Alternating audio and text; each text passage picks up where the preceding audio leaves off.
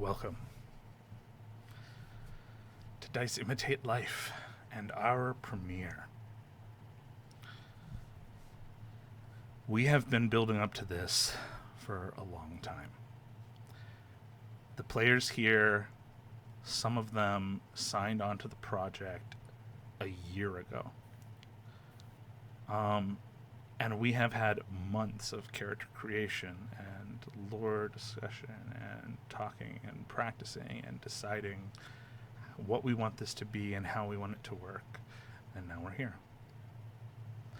I have been preparing for this for the entirety of my life. The place that became Vakasi-Ya started when I was about 8 years old. I lived in a difficult situation. And my escape from that situation started in the attic of a derelict college building. I climbed up rotting wood that was crumbling behind me, doing something that horrifies the adult version of myself, until I got into the attic where they had put away all the books in the boxes, and I opened it up, and hundreds of stories appeared. I befriended people who would never know me or who had died before I was born. And their stories helped me to survive something that I couldn't have without a way of escape. Then, when my life was nearly taken in a lot of ways by itself, I spent years learning to walk and go to the bathroom and eat and do things myself that had always been easy, that had always been natural. And during that time, I danced on the brink of dying over and over and over again. And I knew that I had to leave something. I had to leave the world with some notion of who I'd been and what it had meant to me and what my experience was, so that it wouldn't happen to other people, even if it was just one or two. And so I lay in a series of hospital beds and I created Vakasi-Ya. And tonight is the beginning of my most terrifying attempt to share that world and that message.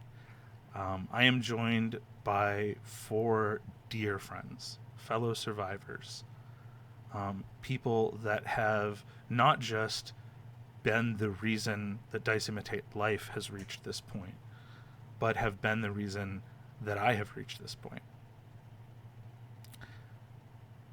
I hope you enjoy it. There's so much to happen.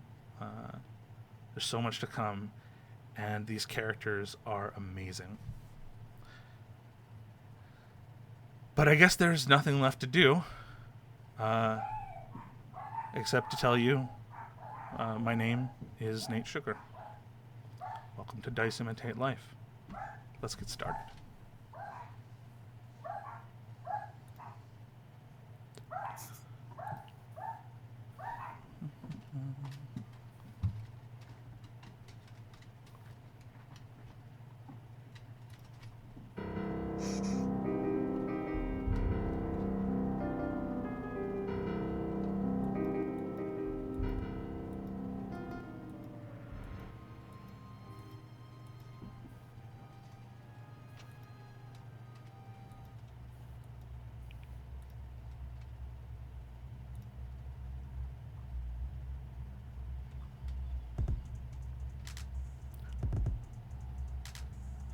Welcome, storytellers. Let's talk. Tonight we begin a journey. We lift our hands to weave peril and sanctuary, darkness and hope. Despite the visage of fantasy, the tale we tell is based on a true story. It has been said that there are other worlds than these, that not all who wander are lost, that is not dead which can eternal lie. And that everything we call real is but a single shard of light in the kaleidoscopic infinity of everything that ever has or could be. In such infinity, no story is, or even can be, wholly fiction. We draw from the infinite, both within and without ourselves. As you peer at us through a window pane of harnessed lightning channeled across the chaotic totality of human knowledge, you bear witness to something true. So let us speak of truth. The truth is, there is no horror that hope cannot endure. That scars are beautiful, for only living tissue can scar. So every scar is a record of your survival. That everyone has a story, and every story matters. Each of my friends has brought some piece of their soul to this table, and in my experience, more than they realize. They've offered their spark to a character created within themselves to inhabit a world in which they have chosen to live. To add further truth to these stories, we've elected an arbiter of life itself. Life brings chaos, surprise, victory in the jaws of defeat, or a sudden turn of fortune that overthrows the iron serpent.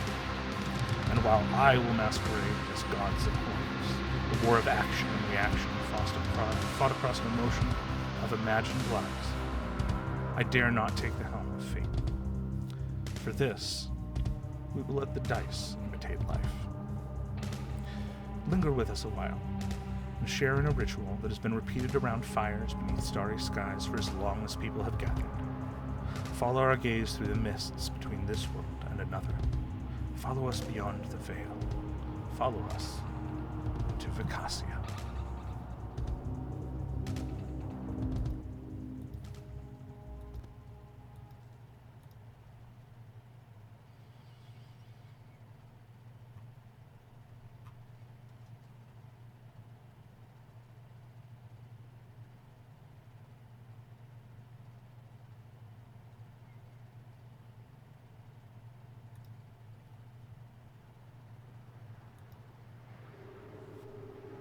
The Vakasi-Ya, womb of creation, flesh of the kind. Savage, body ever wild as it whirls like the mind of a madman between the grim stare of a sallow sun.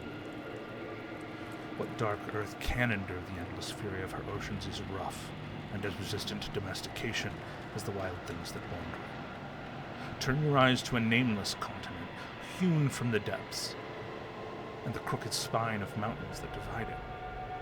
Within the shelter of peaks the kind call the Hags, a land of human and gnome kind has managed to set itself against Vakasi-Ya's every effort to pry them loose. This is Mavra, cradle of human civilization, sanctuary to the gnome. Mavrin spreads its roots, sheltered to the west and north by the pensive Hags, terminating on the storm-rent shores to the south and east. They live and grow in what harmony can be found between any thinking beings, but even this meager peace was not always so. For ages, the kind called for the gods and were given silence.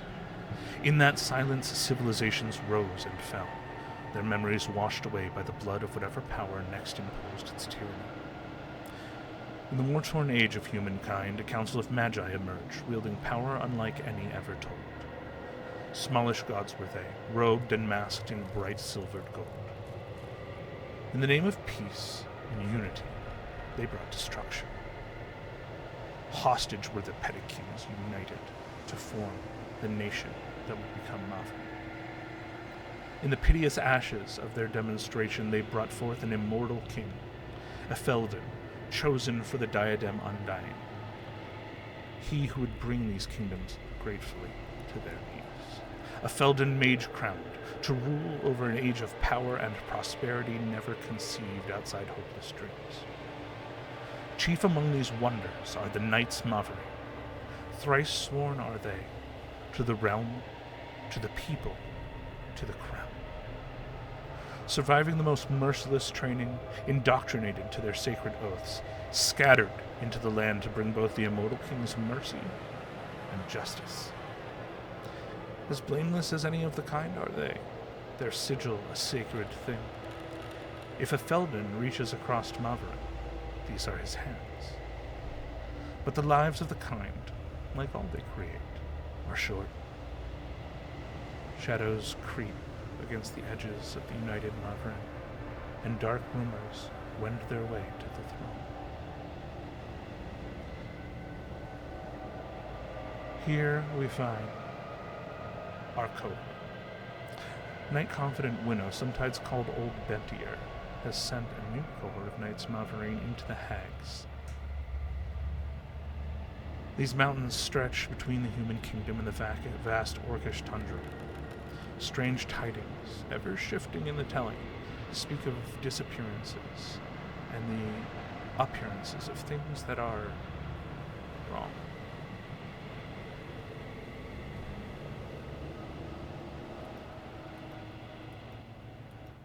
We find them in this passage. Let's take a look.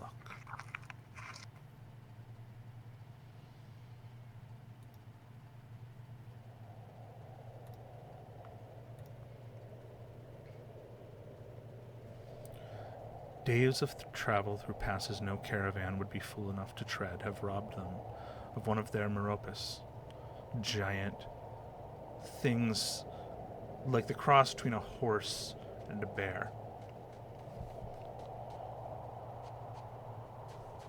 One is quickly being swallowed by snow and ice some distance behind them, and their packs have grown significantly heavier for it. The other one staggers shakily,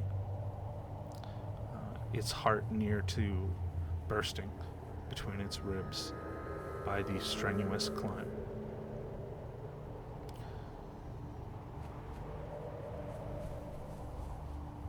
The remaining pack animal and the cohort press themselves tight against the cliffside.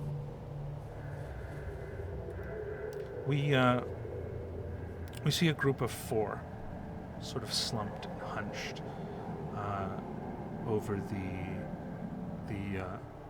this steep upward incline, swallowed by immense snowdrifts. We see someone who is every bit in style and appearance a bard, a minstrel performer, but he is shrouded so deeply in cloaks of treated leather and wool and fur. His face is smeared with lard to keep the wind from cracking it open in the climb. The elegance, the roguish energy with which he conducts himself has been sapped near completely from him. He is trudging with a face more grim than any that he has ever shown in any inn or in any road in Mavrin, bent to his physical limit. We see a young man whose feathered cap has been wrapped around on a cord to his neck so he doesn't lose it. Hoods pulled like the others almost completely to cover his face. Thick scarves from throat to eye. He is taller. He is broad of shoulder, and there is a piercing look in his bloodshot, bagged eyes. The lack of sleep, the minimal food, and the days of making this legendarily treacherous climb have not diminished this steel in his gaze. He walks businesslike. This is how it should be. This is expected. Hardship is what he signed up for. We see in the trails left behind by the Meropis and his fellows, a gnome, short enough that his head would be hidden in the snowdrifts if he did not have these slushy corridors to wander behind the rest of the group. He too, a ball of wool and leather and fur, almost invisible, and deeply impractically carrying a very large book slung across his back. It is treacherous enough for someone with the long legs of man, the humankind, better built for this sort of journey, but harder still to carry something that's looks like it nearly weighs as much as you on that same journey. Nevertheless, despite the apparent exhaustion, the wind burn on his face, despite all measures to protect it, his eyes are still inquisitive. They still dart to every new sight, every new turn. It is not an observation we can make about the last of the four that we see. Rasvan is a shrouded, hooded figure. He is veiled in the manner of the Vigil, the death priests of compassion that oversee the rites that allow the spark to travel from these realms on a journey through the Hallows to pass beyond the veil to that which no one has seen. He is like a shadow in the group, standing up while the rest of theirs are lost in the ice and snow and the wan light that spills across them. Look at the heavy clump of each of their boot steps. Listen to the way that the great pack animal takes its ragged breath, panting, straining under the weight of more than it ever was intended to bear. And see these men, cracked, exhausted, traveling against a quickly dying sun that falls into the west too swiftly. It's strange, Kaf, Kiar, Rasvan, Tavin, how quickly night is falling. You would have sworn there were hours yet, but they have gotten away from you. It's easy to lose track of time as you are moving in this endless trudge where even the horizon is invisible to you behind the billow of low clouds, the constant blow of ice and snow. And halfway through your journey, you were already buried under feet of hard-packed snow and ice, an avalanche that robbed you of supplies, even before one of the Meropis was pushed beyond its limit and exerted to the point of death. You are headed to Pauper's Basin. It is a wide, clear area, unique as far as it's known throughout the expanse of the Hags. These mountains are unique as well. They are bent. Very few of them point directly toward the sky. So many of them are too thin, too high. Their cliffs sharp. It looks as if someone had tried to tear off Mavren from the rest of this nameless continent, and had not succeeded. Eons ago, perhaps it would have been easier to understand the story of these mountains, if a story they have. But all you know, all anyone knows, is that they are cruel, they are unfair, they are scarcely inhabited by only the hardiest animals in Vakasi-Ya. And you are being pushed through a place that none of the kind were meant to travel. Now, before I ask you guys what you'd like to do, I'm just going to, for the sake of anybody listening, sort of give you a idea of what a Meropis looks like. If I can make it happen, let's pop that one out here. So here's a quick look at these pack animals. The ones that they are traveling with are significantly woollier than this, but otherwise, this is the remaining their remaining assistance. It is loaded very heavily. It seems almost lost in the baggage that's been heaped over it. Not necessarily by choice. There was more humane weighted cargo before its brother was lost. But it trudges slowly and stolidly, and it seems to have no difficulty moving among the hags. In fact, lower in the hags is where these are often found wild. They just simply never venture this high. Nothing ventures this high.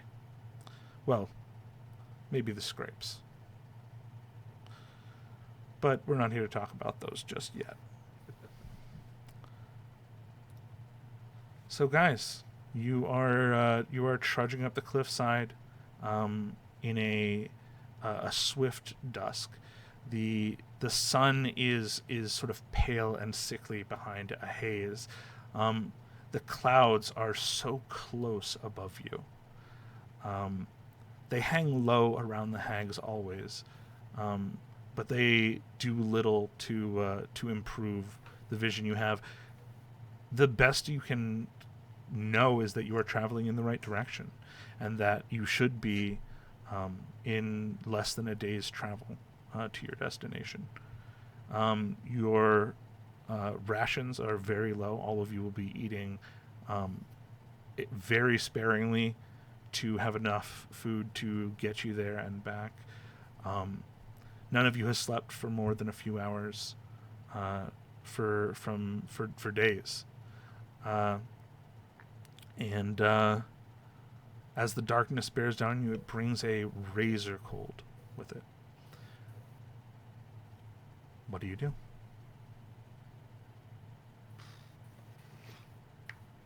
We've got to find somewhere to find cover and rest. Otherwise, this poor thing's going to keel the fuck over. Do not have to tell us twice. I have been watching the remaining Meropis with growing concern.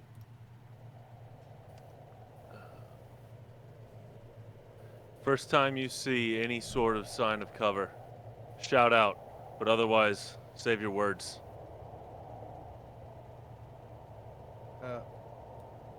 I'd like, as we're sort of trudging, and it is a trudge, up the hill, up the mountain, to keep an eye out for any kind of outcropping that doesn't look like it's made of snow that might collapse at any given moment, but anything that we might be able to get under for at least half an hour to an hour, you know what I mean? If there is any way that we can lend our aid into finding something similar as well, we would very much like to.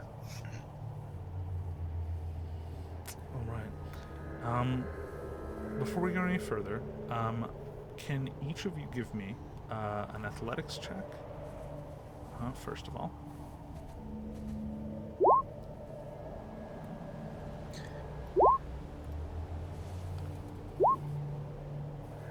solid 21.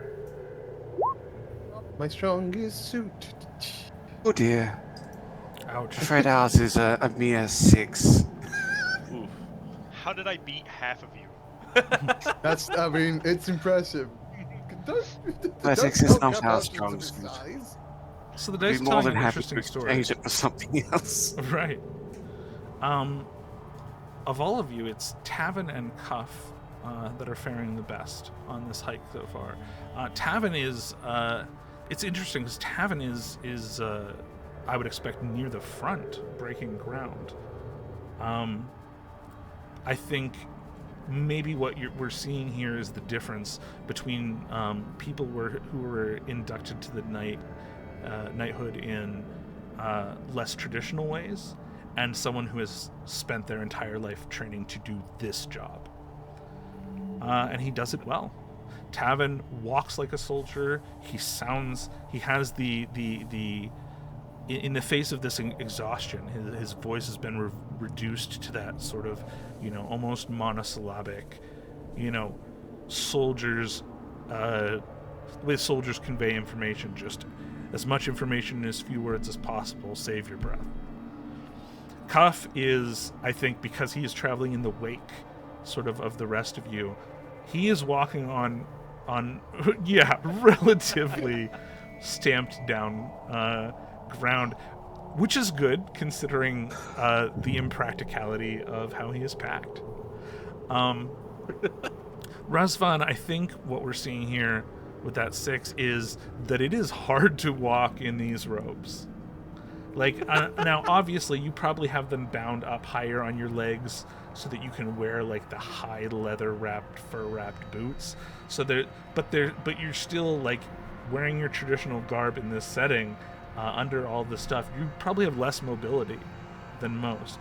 I also, and you can actually, tell me if I'm right here, but in my mind, when I look at this group, I think Razvan is probably trying to keep up with Tavin, trying to help sort of break through the snow, not just like letting him push through on his own.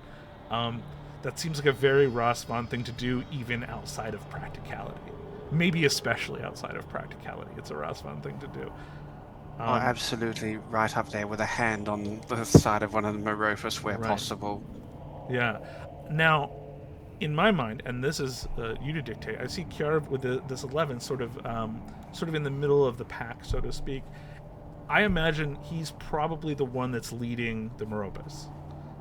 It would be almost impossible for Tavin to do so, and definitely impossible for Cuff to do so.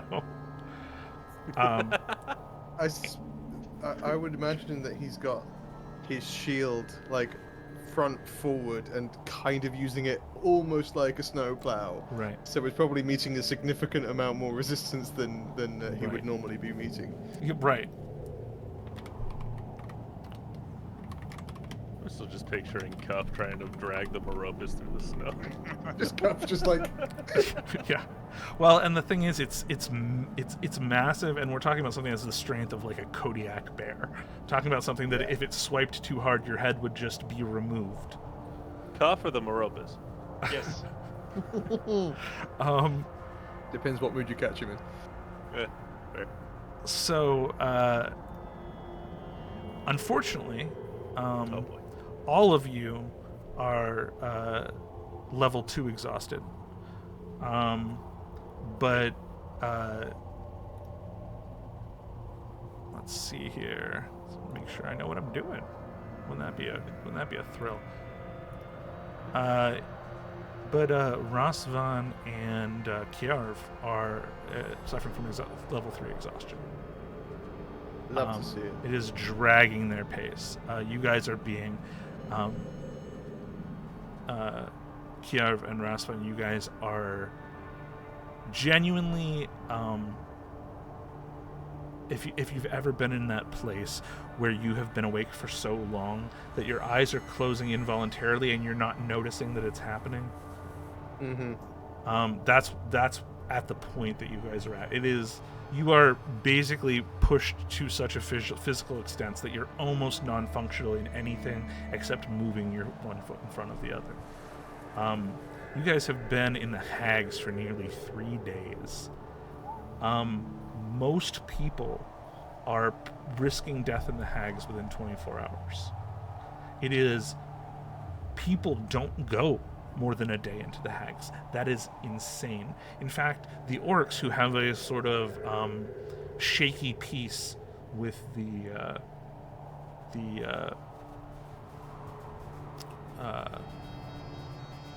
Kingdom of Mavrin, sort of there's no outright hostility, but there's no real formal treaty.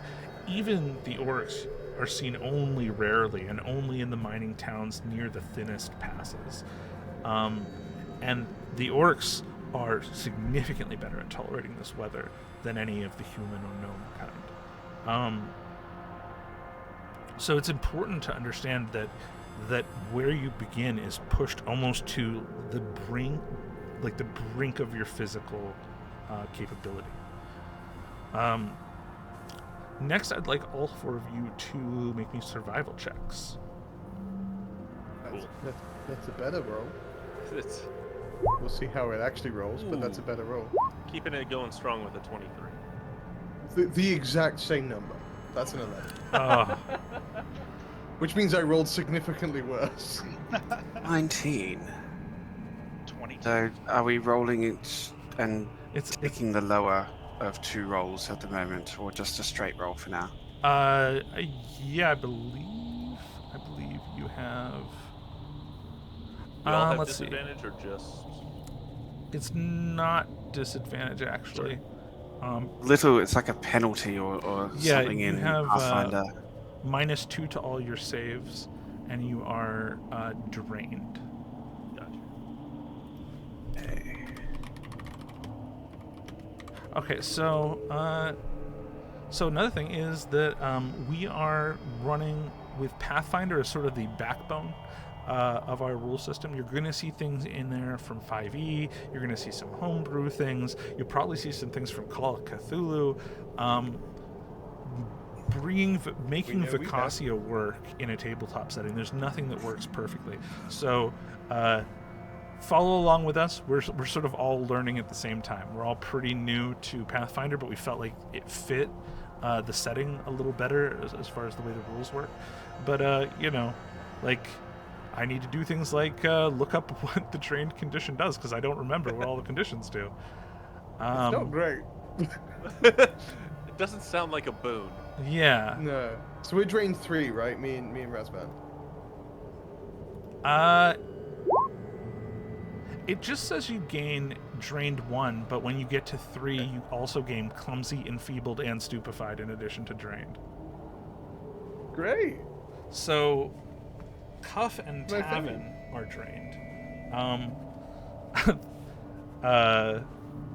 Kiarv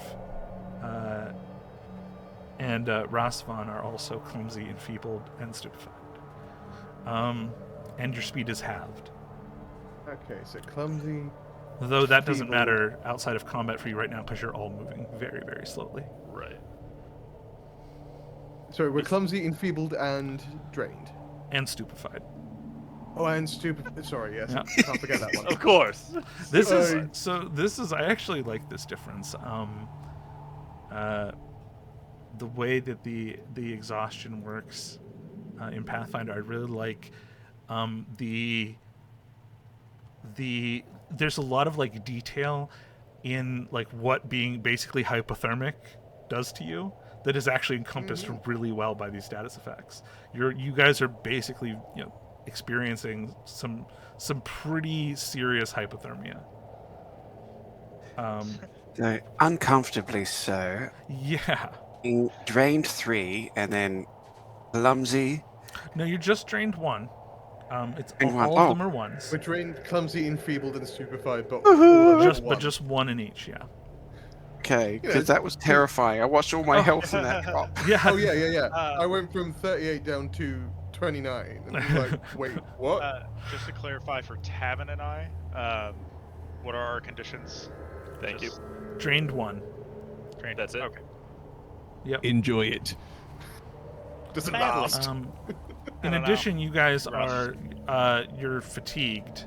Cool. That's just from the very first thing, and Because Are we all you're- fatigued as well? For anything you do, you're considered flat-footed. That's everybody.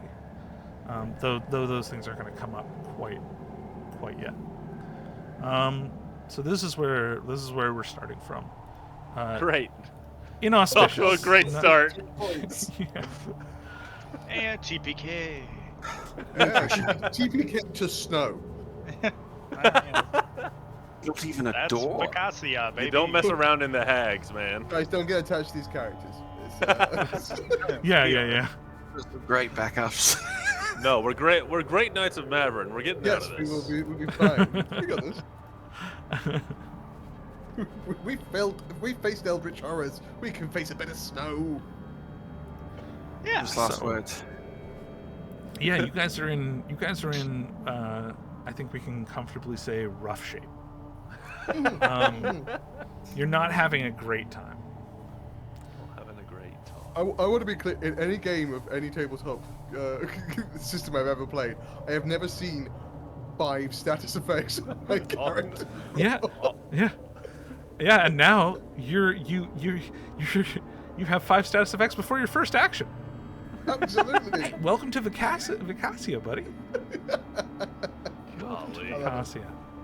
Get used to it. There's gonna be so many status I get effects. used to it. Oh god, you're gonna love it.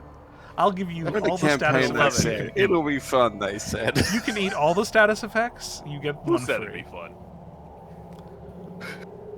Hey, we'll get a status effect group on. Oh, love it. Okay. Yeah, so it's a, it's a rough evening, but back into it. You guys, oh,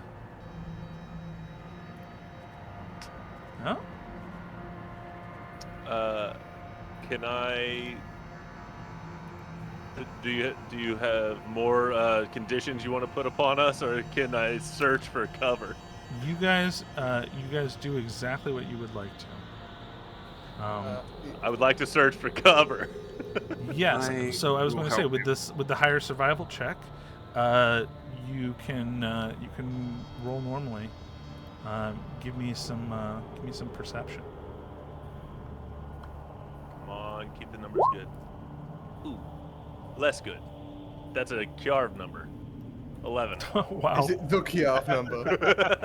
that's what they call it. 11. This is what Kenny wants is to call rolling an 11 the Kjarv number for just Kjarv right out of the gate. Let's get it. Um, Securing my legacy before we've even begun. The lowest number you can possibly roll and have any chance of a success with the easiest possible challenge. An 11. Yeah, I'll, that feels I'll right. give perception Feels a shot. Oh my god. Oh my god! What is happening? Another 11. That's another 11. Unfortunately, Rosvan, I'm going to need you to roll with... well, I have it set to roll with disadvantage, but I'm not sure if... I think the things, the penalties that you're already getting, I think are more than enough. So we'll, Yeah, it is calculating the penalties automatically. Yeah. Beautiful. So you would have been better than but yeah. Well, then I guess it's time for Cuff to step up. More than an Literally. 11. That's all we need, buddy. That's all we're looking for, huh? Step up onto my shoulders and roll. Now that we roll another 11. Our 18. Okay. Ooh. our first stream emote is just going to be a number 11. 11. Yes, 11. Alrighty. And do you want to also throw out a perception check, Yarv? Yeah, this can only go well. Let's go. Yeah. What could possibly go wrong? I was like, where's my perception gone? But then I realized it's underneath all the status effects. Something could go perfectly right. So close. Ooh. Okay. Uh-huh. Okay. Guess Jar what? plus we're one. we're working our way up in the world. We got a So 12. the dice are saying that only Cuff Smallest notices of what's us. ahead. Cuff, who is in the back of the group, is half the height of any of you, and behind me, ass of a Meropus. He's got a different advantage. Do you know what I mean? I would reason there might be a particular cause for Cuff maybe looking comfortable. He hasn't taken his hands out of his pockets since they've started. And I think seeing like some of the struggles of Kjarv and Rosvan, I think he takes the time to go to each of them and give them a rock out of his pockets that he's been holding and Oh casting my God. prestidigitation on to warm the rock in his pockets. You. Dammy. That's fucking awesome, dude. Yeah. My warm rock. We got two hands. Yeah, fair. And I've just been warming these like half-pound rocks in my pockets, Right. keeping my hands wrapped around them. Yeah. Okay. Well, yeah. As you're going around and you're sort of you're passing these warm rocks, putting in the hands of your brethren to sort of give them some sort of warm core within these cloaks. And maybe it's as you're sort of going around turning there that you're looking through and you glimpse that there is there's a change in the path ahead. It looks darker than the rest, and at first you think, like, is this, maybe there's an outcropping, there's an overhang, it's a cave. But the second thing that occurs to you, Cuff, almost as soon as you get this glimpse, is that it seems green. About probably 200 yards along this cliffside path ahead is just a dark spot and a glimmer of deep green.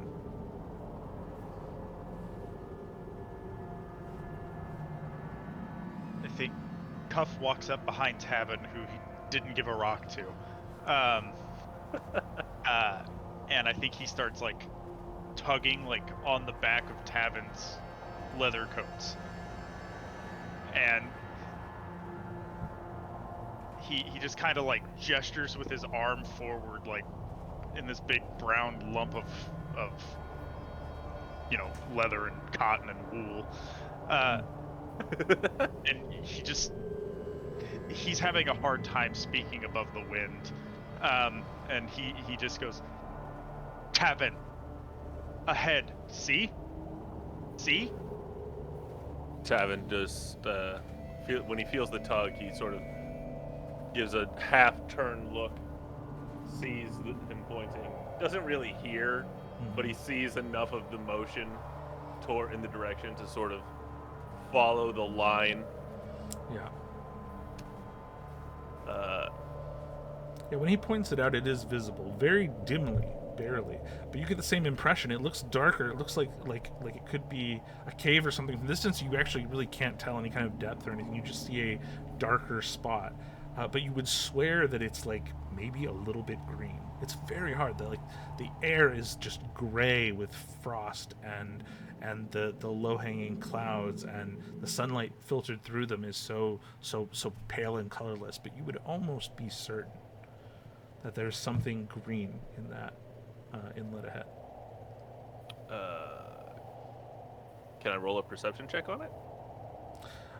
Well, you know what? Yeah. Go ahead and give me a second perception check. Now that you can actually see the thing.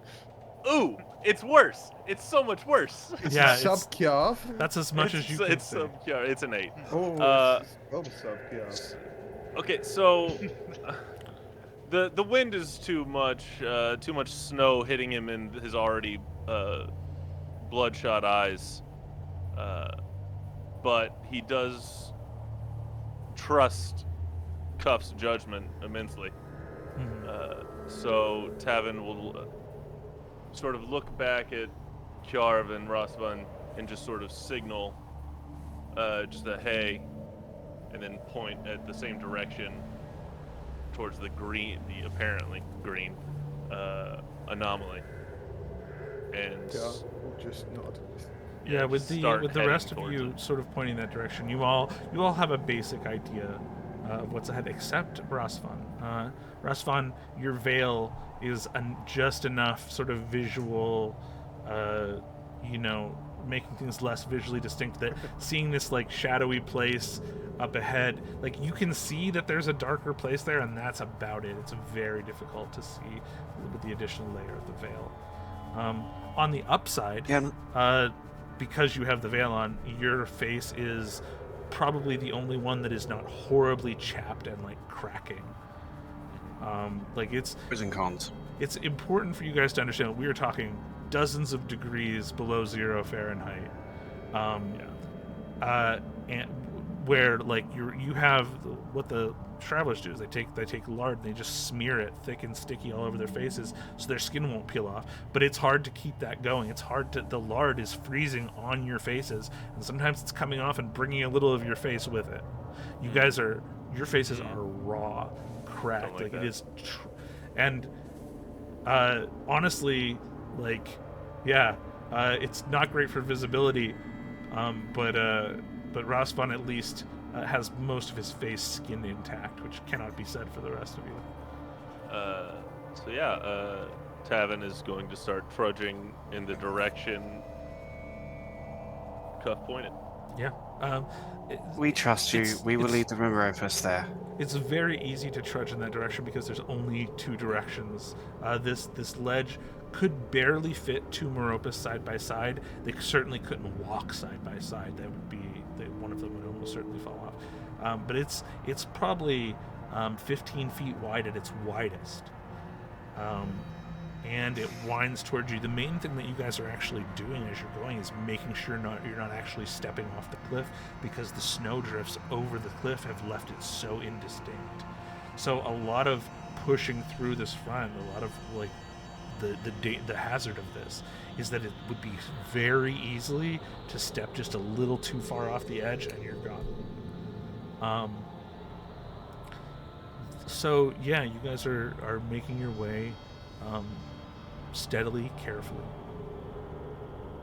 and you as you sort of the mountain ledge winds in, and for a little bit you can't really see the spot up ahead, and then winds back out, and the angle is it's no longer as steadily ascending. You think you're probably near the point where you'll be able to descend toward the basin, but you've been going uphill for days, and not steadily so. These cliffs are not in any way leveled, and so it has been a lot of what has made this travel so long and so grueling is having to sort of pick your way through it. But again, the cliff face sort of winds back outward from the crags, and what you see in front of you is a tree surrounded by lush grass. This tree is growing, and the trunk is thick, and the branches wind like thick living arteries from it. The leaves are deep green, but the leaves are like turgid. They are swollen as if they have been overnourished by the tree, as if like the leaves themselves would start to break and leak sap if they were any more full of life. And the nearer you get the tree, the more that you see that the bark of the tree is splitting from the trunk, from the strain of it, and that dark sap is leaking out all over like wounds that go up the trunk. And its roots are dug into the what should be ice and stone, but is instead this black, rich earth, this deeply nourished earth that grass and moss are springing up from around it. And the final thing you notice is that those roots look precisely like a hand of fingers gripping.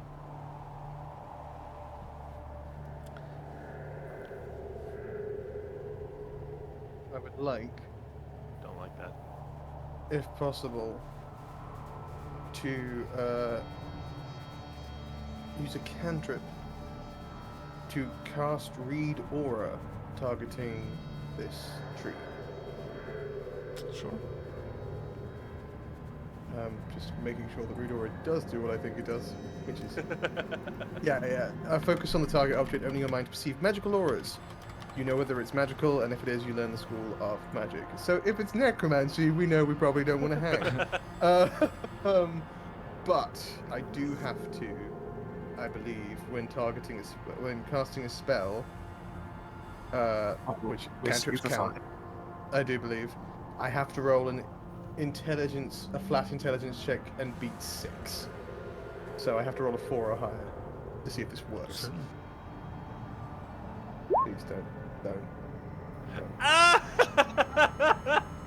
It's the It's an Kiarv 11! number. I've never been so pleased to roll a Kiarv. All right. So yeah, cast Crazy. Read Aura to try and sense the aura of like see if the tree's giving off good vibes, you know? So you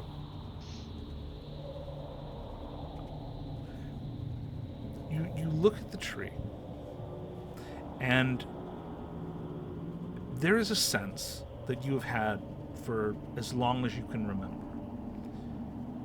where it felt as if you could shape things not just by looking at them, but by listening to them. That there was a sound in the rustle of the leaves that told you things.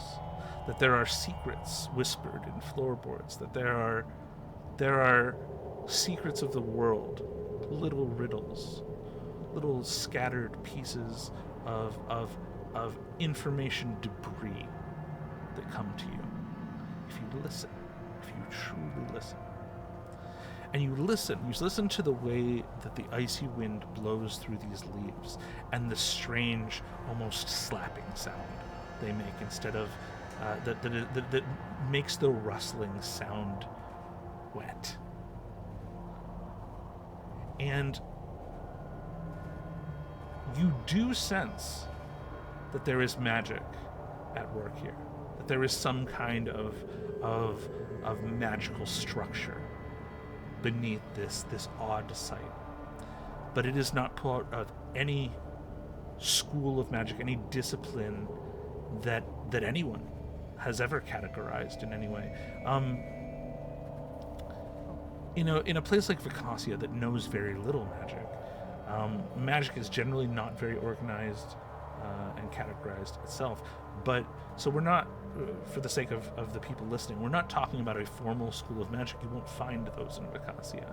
Vakasi-Ya is a world that survives with very little, where the world is natural and it is perfectly logical, perfectly rational to not even believe that magic truly exists. To not believe that the gods are even really real. And they may not be. But the sensation is it's like you tasted something you thought was food and it was a stone.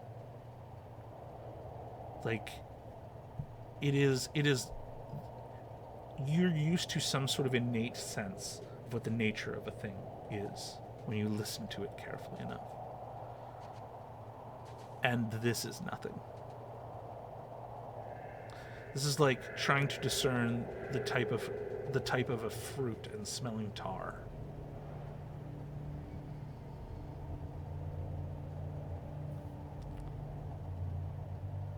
Yeah. I hate to be the bearer of bad news, but I don't think this is real, or at least it's not really what it looks like. If that is the case, then our initial intention to examine this thing for potential food or shelter is probably a bad idea. Are we in the aura of the tree at this point? Like, have we? You can absolutely enter it. There is, like I said, there's a space around it where instead of ice, the ice seems to just like melt the closer it gets, and and so there is this bare patch, and like thick moss and grass has grown up around the tree in this just one little place. I was still curious if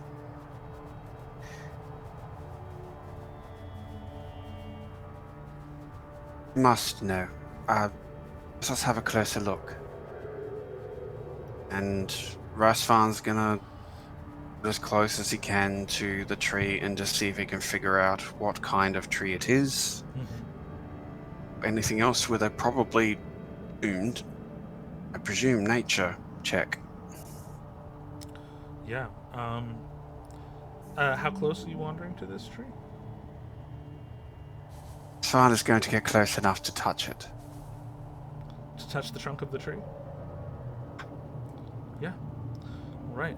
So as you do, He said with fear and trepidation. yeah. Absolutely. As you do, you see Razvan's robes begin to darken as the frost and snow and everything that was caked on him begins to melt. Pretty soon, like within a few steps, he is just sodden, but no longer covered in the buildup of ice and snow that's sort of gathering atop all of you. And Razvan, you reach out to touch the trunk of the tree, and you can feel this faint sensation against your fingertips, and it has a pattern that's sort of like dup-dum, dup-dum, dup-dum, dup-dum. And the tree seems to bend slightly. It's almost like it flexes and stretches against your touch, and more sap begins to pour out of the places where the bark has split. And that sap, when it touches your finger, there is a sudden rush behind your ears, a sound that reverberates through your skeleton, just doo-doom, doo-doom, doo-doom, and you know that you are feeling a heartbeat. The rest of you don't see anything except the sap begin to wash down Rasvan's fingers, and perhaps a stiffening in his posture.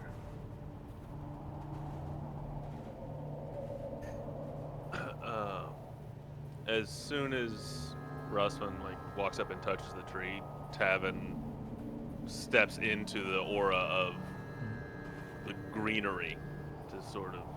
It's so deeply humid. It's like you're stepping into a bathhouse. Like the air is thick with moisture.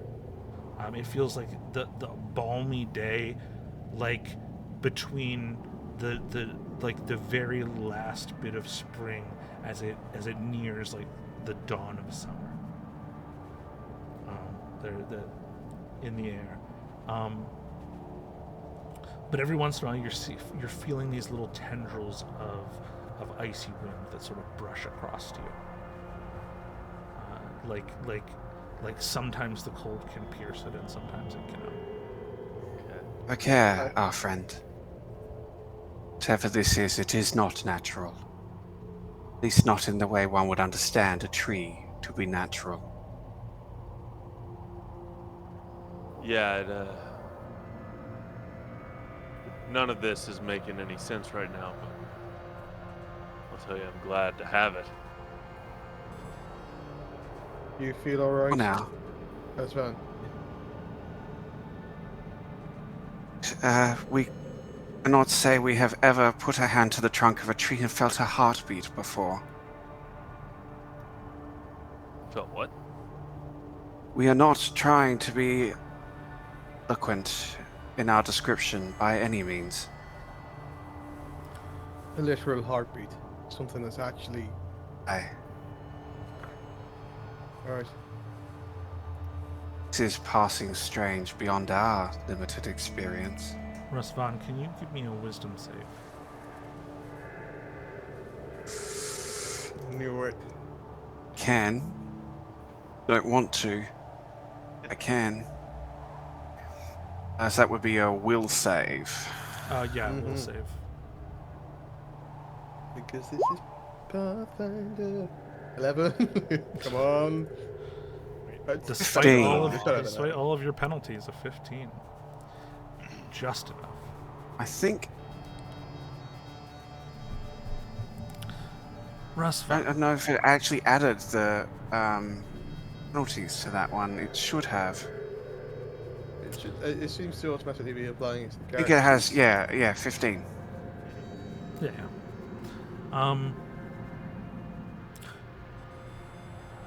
Rusvan, you feel this searing pain in the tips of your fingers.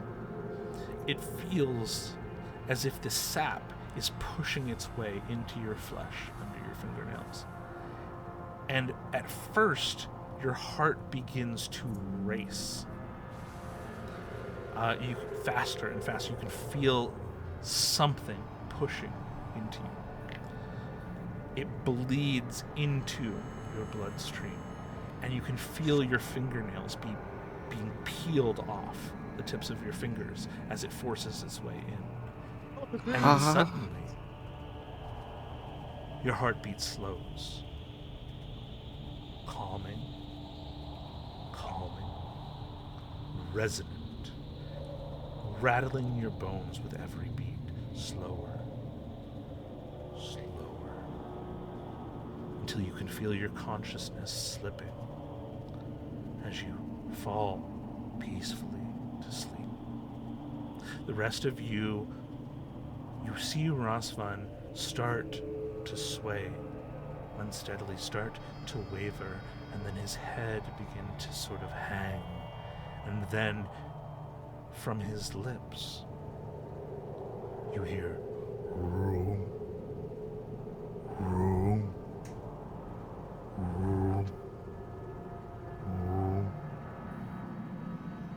This slow, steady sound that seems to be leaking from his slack-jawed mouth.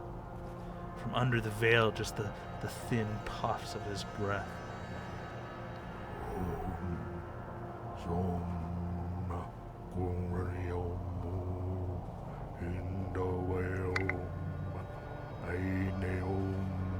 I'm Yeah. rushing up and pulling Razvan away from this tree as best I can. His fingers sort of stick and hold for a moment, and you see his entire body go rigid. And then the connection is broken.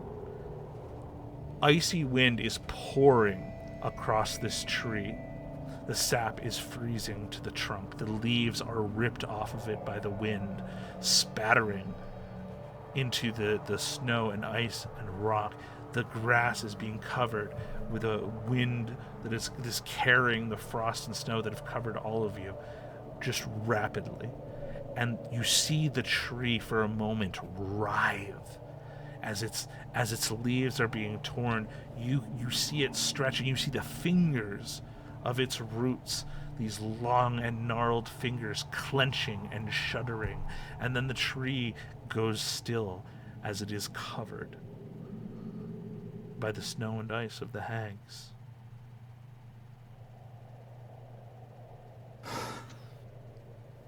Would not recommend anybody else do that. What did you feel? It's difficult to put into words. So it were leaching itself into our flesh. Through our garments. Gone to that. Nothing. If I haven't said it yet, I fucking hate the hags. Well, there goes our Not paradise. offend us for you to say it again. Yes, I fucking hate the hags. Do not think this place is going to provide the shelter and that we once bought. Tavin just looks annoyed and says, "Yeah, not anymore." Yeah.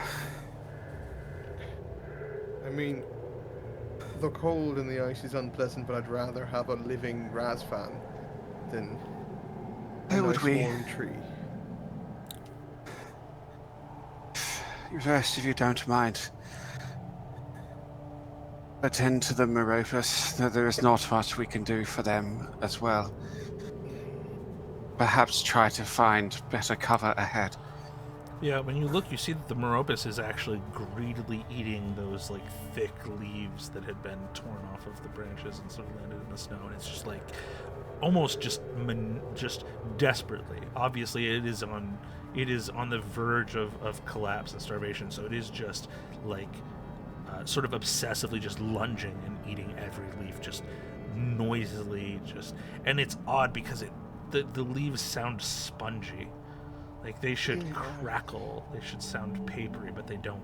They sound Wrong. thick and wet. I'm gonna sling the shield for a moment and head over to the Meropus and be like, whoa, whoa, whoa, whoa, whoa, whoa, whoa, whoa. Stop. No more, no more. Yeah, I know you're hungry. it is. You can absolutely give me is it animal handling? Command animal nature Yeah, check. yeah. That would be. Oh, good. We That's are- got a flat 0 to it, so that could, We are We'll figure better at that. We do not particularly want to command the animal, but we do want to see if there is any sort of negative effect from eating the leaves. Okay, so let's Yeah. Kiarv, go ahead and make me a command animal check or whatnot to try to control it, and then 19. 19. Hell yeah, dude. We take Man, those. against all math. Against all math. I'm good with animals, apparently. Nothing else. And I got Yikes. ours is a critical failure. Oh. All I'm right. like, oh, calm. Rosebud Customer's like, Well, Rasvan's he's just observing, luckily, because that would have been, yes, we would not have wanted him to command an animal. Svan's a bit distracted with his hand still hurting. Kiarv, you're almost bitten when you try to stop it from eating the leaves. Like it is a very close thing, but it seems like after a while you seem to be able to sort of like calm it. It is wild-eyed, it is breathing shakily and heavily, but it does back off a little. Rasvan, you don't see any notice any immediate particular effects one way or the other. Just a very hungry animal seizing anything it can find to eat to keep itself going. Appears to be fine.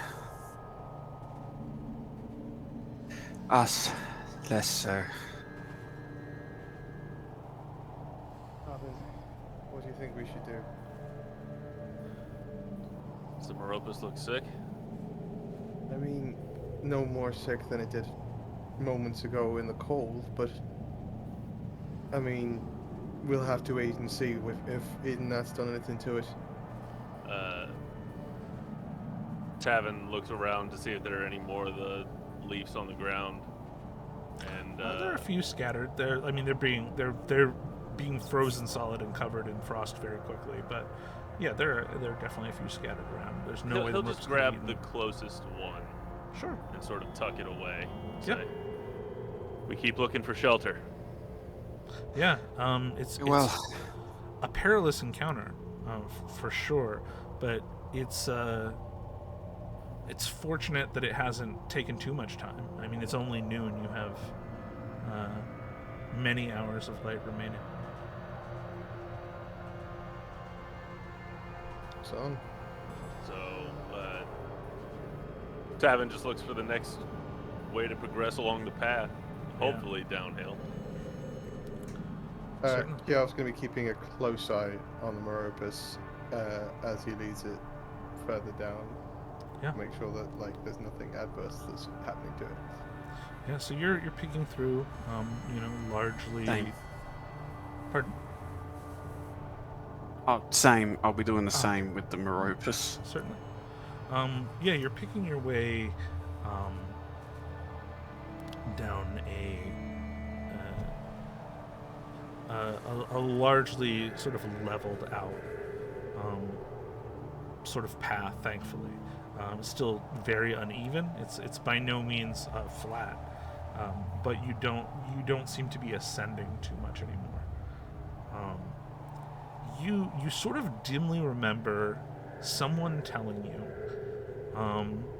that once the cliffs began to level, the descent to Pauper's Basin is relatively close after that. Very few people travel here, but it's difficult to remember who said it, but you're almost certain that you were told. There is the only thing you can remember, I would say, of being told that is that there was this blackbird just constantly sort of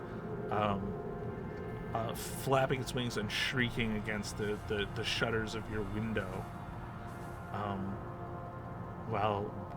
When you had this conversation, you remember this, and you remember the racket behind it. It's early in the day. The sun is high above you, and you are making your way toward, hopefully, what would be a descent into Pauper's Basin. There's not a lot to be seen at this point. It is hours again passing, sort of without anything more than just uneven, craggy outcroppings and inlets as you go. And I'm going to need you guys to all give me athletics checks again. And I've now got a -1 to that. That's gonna be good. Yeah.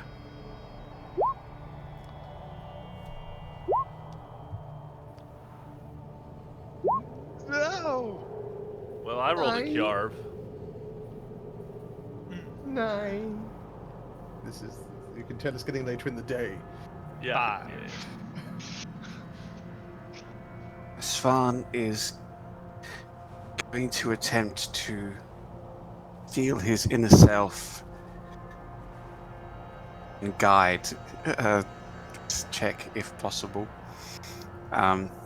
Means I need to make a flat check first, or if it's not the sort of thing that guidance would work on, let's do the athletics check. I mean, I think there is a sense where you could sort of we'll call it, for the sake of this thing, as you sort of gathering yourself almost meditatively to deal with the exhaustion, to deal with everything else that you can keep pushing forward. I think we can allow that. Alright, in that case,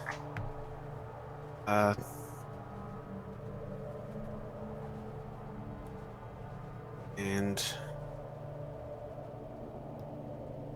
a +1, so 14. Highest of our rolls. Yeah, I was gonna say it's better. So, those are failures all the way around. Yeah. Everybody goes up a level of exhaustion. Is there a point at which levels of exhaustion leads to death in Pathfinder? You at level 6, you fall unconscious. You reduce to 1 HP, and you can't be roused by any means unless you have slept for at least 8 hours. So you go unconscious for a minimum of 8 hours before anyone can attempt to resurrect you. Is that What new under, exciting status effects have we got now? Yeah. is that So under conditions? yeah, anybody that is level 4 now is dazzled and sickened 1, and gain an additional point. They are now drained 2, clumsy 2, enfeebled 2, and stupefied 2. So, Great. This is So- crazy. oh, sorry. Didn't mean to. What's the other one after dazzled? You're dazzled and sickened 1. And then you're drained, clumsy, enfeebled, and stupefied 2. Am I crazy or am I not seeing exhausted? Well, there's no exhausted. It's just the different status effects that go with it. Yeah.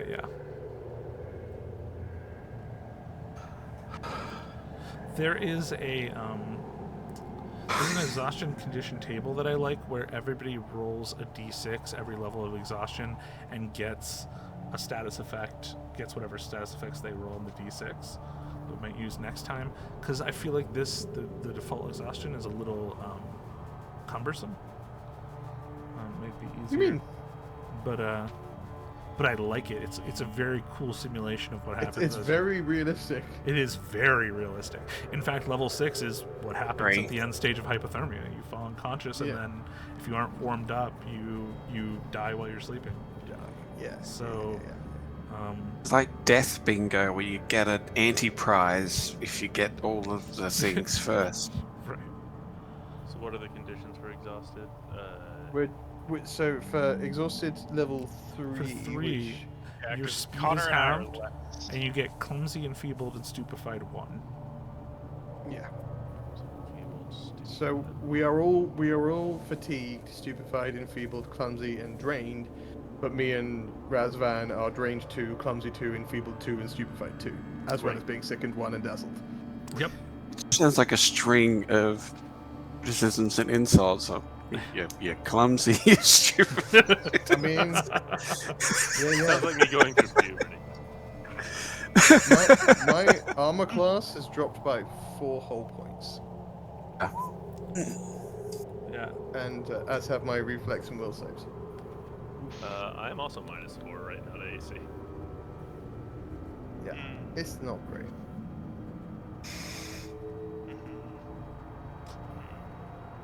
Cool. Okay. And the next athletics check that comes up, I'm at a -3. I have some bad news for you. Oh no. Not right. But I do have some bad news. Yeah, you find yourselves, you're all slowing.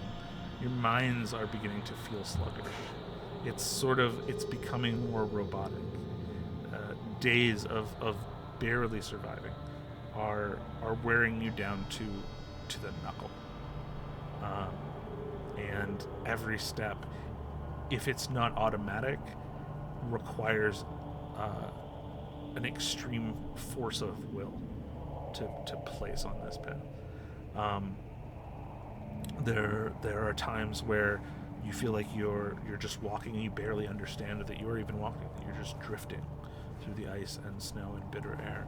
And then there are moments where it feels like your legs won't move unless you exert every last drop of your will to make yourself step forward another time. Everything around you is growing hazy. Your path is indistinct, and the night is growing so dark that it's difficult. It's becoming difficult to even see. I'd like all of you to give me, I guess, let's just call these intelligence checks. Thought you were going to say a piece of your souls. I'm like, okay. That's I'm my not- worst thing. A straight intelligence check. Yep, just a vanilla intelligence check. Oh, 15. that's Well, It's an unnatural dude. 1. that's a 10 from the smartest guy in the room. I got a 4. My brains are still there. Yeah. A critical failure is anything that's a natural 1 or 10 points below the DC. If that DC was more than 10, that's still a crit failure. Have a great backup character.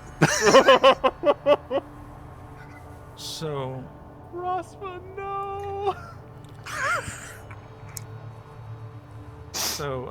Rosvan stumbles, begins to sink to his knees. It is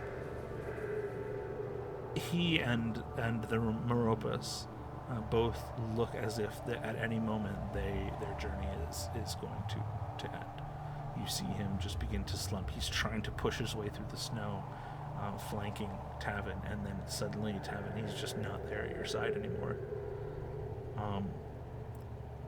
And it's as he slumps down and as Tavin turns to look, Kiarv, that you see ahead of you,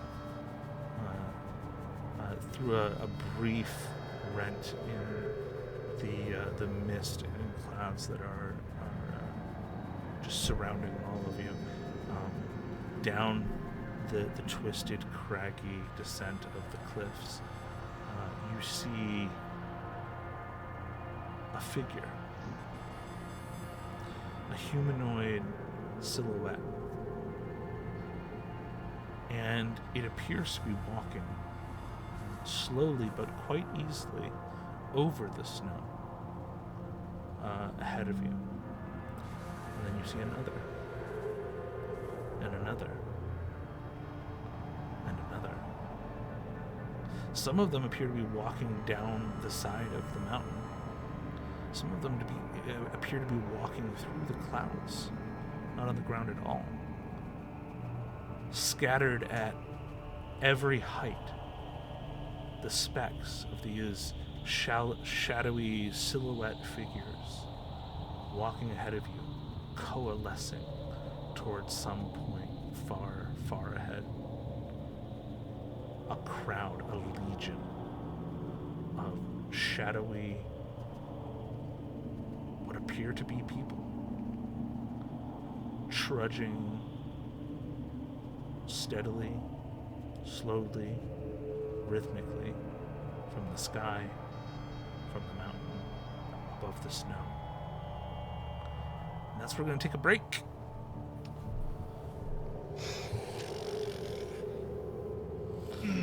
Okay. All right, folks. We are going to hydrate. Otherwise, be back in about 10 minutes for the remainder of the session. Thank you, everybody, for sticking with us. I hope you're enjoying it so far. We're sort of like learning as we go, but we're having a good time. And we will see you in about 10 minutes. Prayers up for Rasvan. Oh dear. Hashtag cursed. See,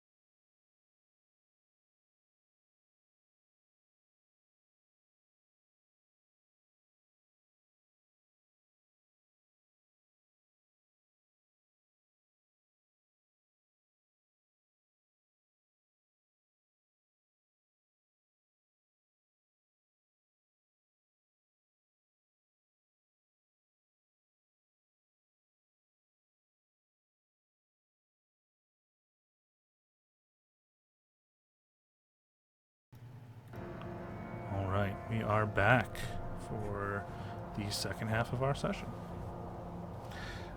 When we left these guys about 15 minutes ago, sorry, we're a little late back, but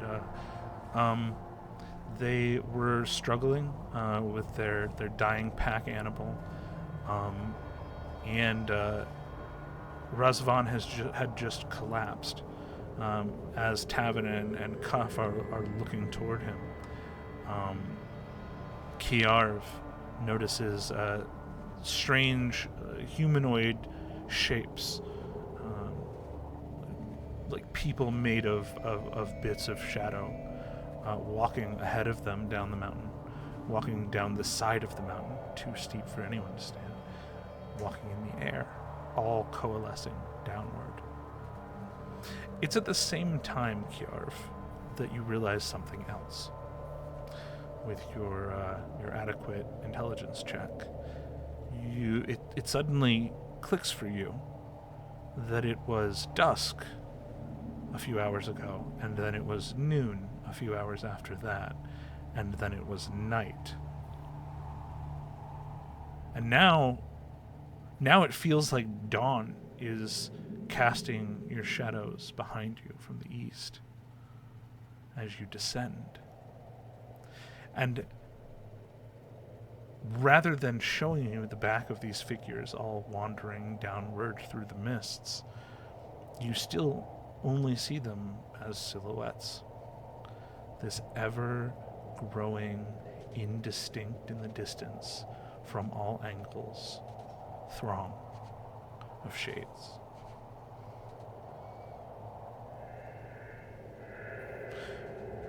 It's fortunate for your ability to reckon with reality that shades do not exist.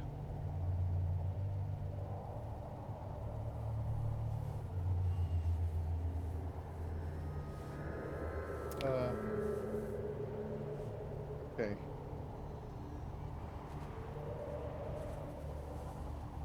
Turning around, seeing Razvan having collapsed and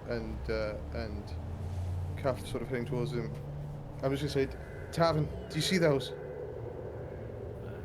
Tavin sort of whips his head around from Roswin.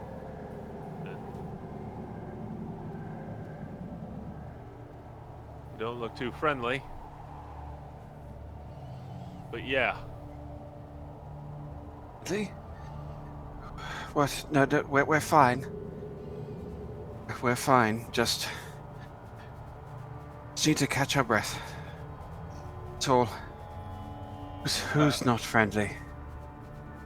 I think Cuff takes a knee by Rosvan, and he uses the message cantrip, and he silently mouths the words so that only Rosvan can hear it in his ears, while putting a hand on his arm, and he says, "Save energy. Not well." Tavin sort of still reluctant of the figures, he readies his crossbow preemptively. They're heading down the mountain, right? They're heading in the direction we're heading. Aye. Yep.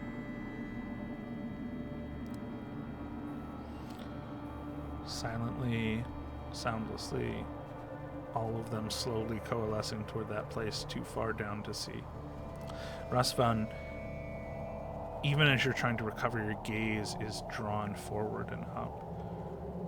You hear something, Tavin saying something about something not looking particularly friendly. There's a tremor in his voice. He's seeing something maybe that is hard for him to believe he is seeing. There's the sort of that note among the rest of this silent feeling of wrongness. But for you, it's odd, because when you look up, to be clear, as we have been, your visibility is very low. All the frost and snow whipping around, the low-hanging cloud cover, in this frozen air, it is strange that you can see a sky full of stars. somehow through the clouds, points of light glimmering all around you. And then you realize they are also in front of you and in the air beside you. And all of them slowly descending, coalescing toward the indistinct below. Have we already crossed over?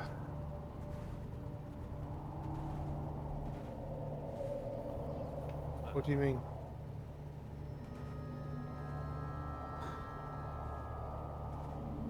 Is this... No. No. You This does are not feel right. alive, Rosvan. We live. Are we sure? Are we sure? You're not sure. No, we're Not supposed to be in the Hallows. Not like this.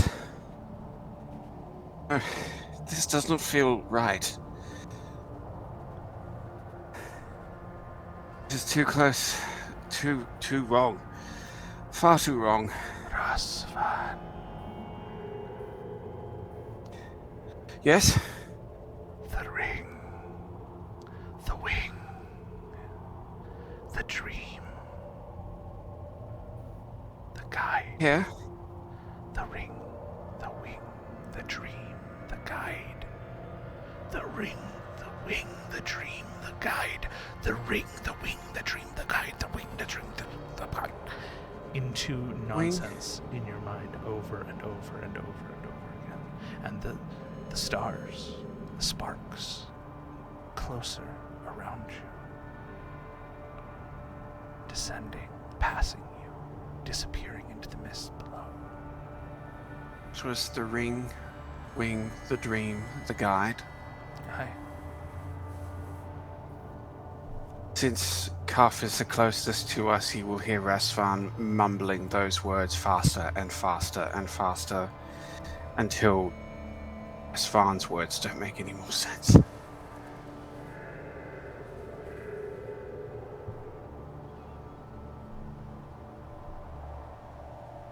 He's definitely alive, but the cold's finally gotten to him. Brothers, not cold. Like before. Mind not right. Have you checked the back of his neck?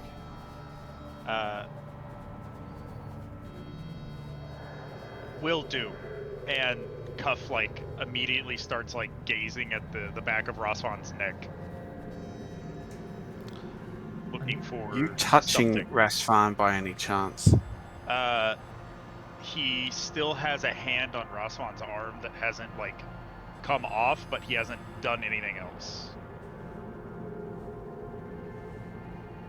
No.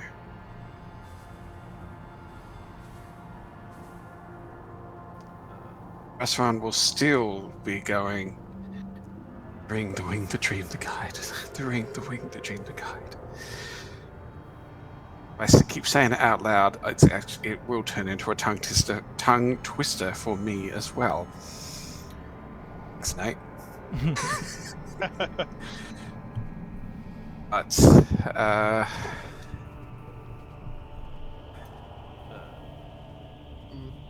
Tavin just sort of shakes his head at Rosvan and looks at Kiara and says, I don't like the prospect of following those things into nothingness, but we can't stay here any longer.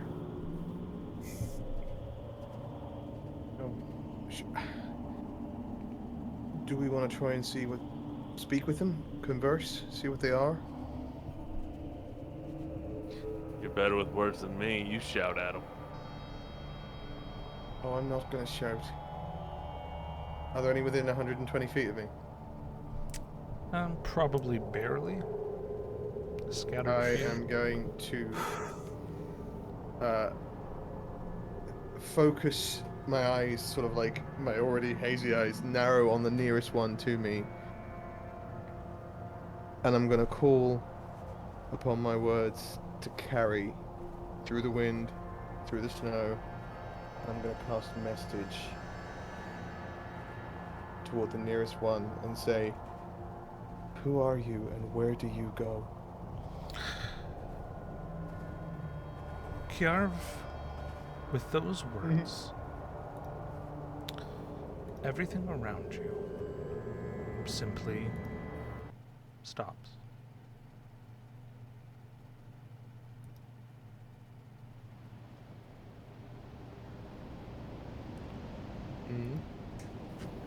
And you are pulled through the bitter air. Everything bends like the eye of a fish around you, shaping and unshaping, twisting in and out of focus. The cliff is around you, it is behind you, it is nothing. There's a moment where it feels like the very essence of you is being pulled until the seams of your very soul are stretching, and then you are standing in front of a small child at exactly her height, and around you, frozen in time, people merry-making. She's smiling, eyes glittering as she looks at you. It's an old rhyme you've heard 1,000 times. The sort of song you grow up with. The sort of thing that gives adults pause, but children who have no care for their mortality sing sweetly and innocently. It would be familiar to any one of you if you'd have heard it. But only Kiarv, in this unplace, with this girl ripped from a memory, says, day and night, dawn and dusk, weeping babe, hollowed husk, summer fades, winter dies, spring's a wink of lovers' eyes, day and night, dawn and dusk, weeping babe, hollowed husk, summer fades, winter dies, spring's the wink of lovers' eyes, Stop day and night, dawn and dusk, the weeping babe, the hollowed husk. It's ringing in your ears, it is creaking in your skull, and then it's gone. And you stand with your brethren.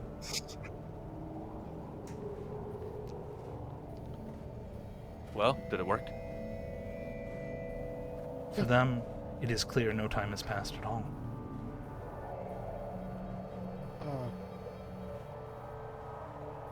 Yes and no. I didn't learn anything that I wanted to learn. What happened? You look sick. I wasn't here. Or I was here, but I wasn't here. There was a girl. She was singing a rhyme. What? You're girl? losing You your didn't go grip, anywhere. Kiarv.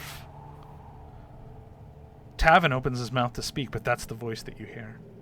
You're losing your Say grip, again. Kiarv. You've heard it before. Seben used to say that to you all the time when you'd have moments where you lost yourself, and it's his voice, and it's just spilling right out of Tavin's mouth. There's a concerned look on his face. You're losing your grip, Kiarv.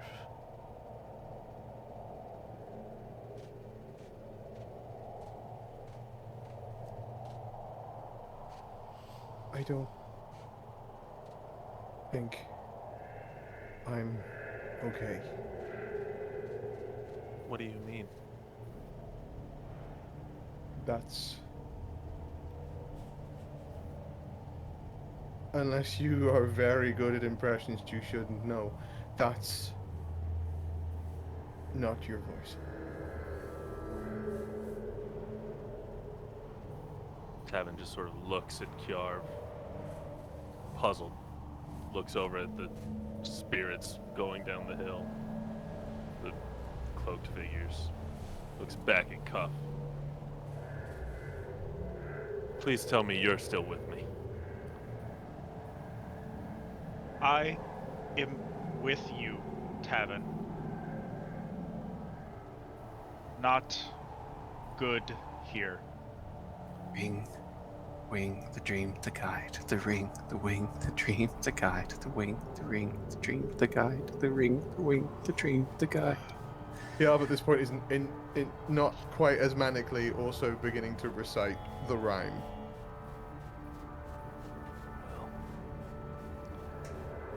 Well, I know I'm gonna regret this. Cuff, keep that mind strong. Tavin readies his crossbow at one of the cloaked figures descending. Here goes nothing. And he decides to shoot a crossbow bolt at one of the figures. Roll for TPK. Do I have a thing? I'm on my hands and knees, like half in the snow, my head almost down to the snow. I kind of hope it misses. Yeah, me too. No, I mean, I do have a thing, but it's not a reaction. Carry on. Make this terrible decision. I mean, I just made one. It's fine. No, I mean, we'll see.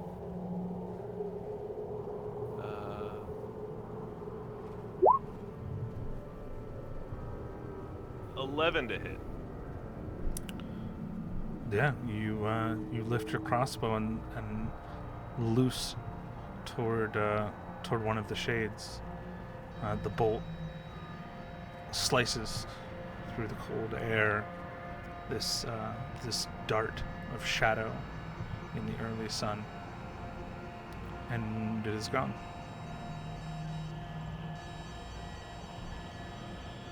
Great.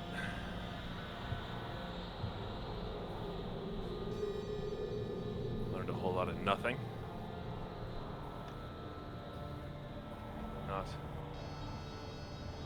Not shootable. Haven. I think they have purpose beyond us.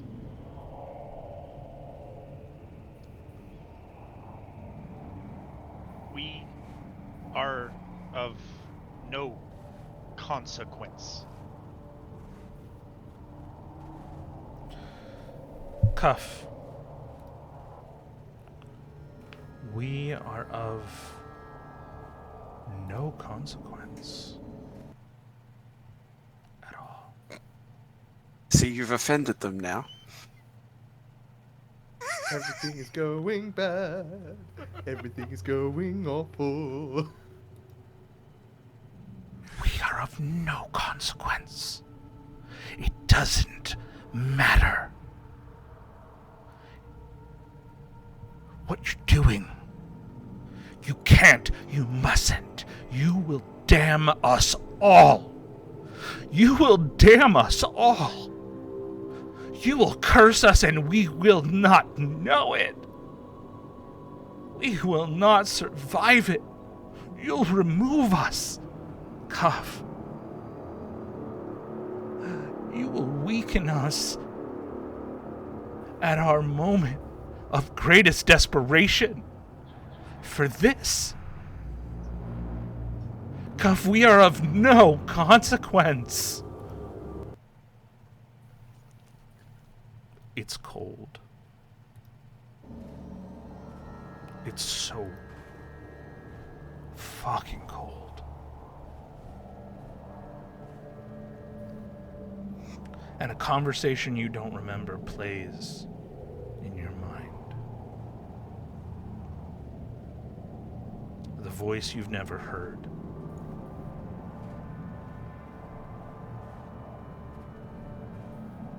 All you know is a sense. Imagine the greatest mistake of your life. Imagine the twinge deep inside you when you let yourself recall it. It is that feeling. Distant, but grim. And in your mind, immediate, urgent.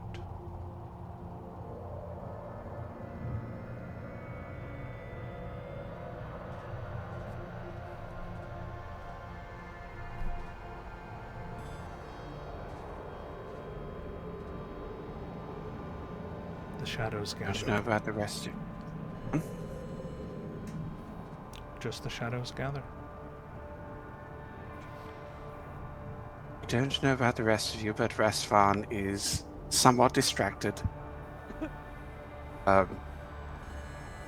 It's taking pretty much all of his strength to at least keep his veiled head up. Sort of see what's going on then, but he's not there, not really. All of you give me perception checks. Okay, let's see how that goes. 10. Oh! Did it come through? Oh! You were saying, Razvan? It was, I lied. I love it. Something has caught our attention. Clearly. Got 15, 10, and this is probably the best set of rolls we've had. Kiarv and Rasvan. You realize that in the time that you have been standing here, reeling, trying to understand the things that are happening to you, the assaults on your mind, on your sense of reality, that the dawn is not growing brighter, it is dimming. And there is a cold certainty in your hearts that you both simultaneously understand it is because the sun is not rising, it is simply setting on the opposite horizon, sinking into the east.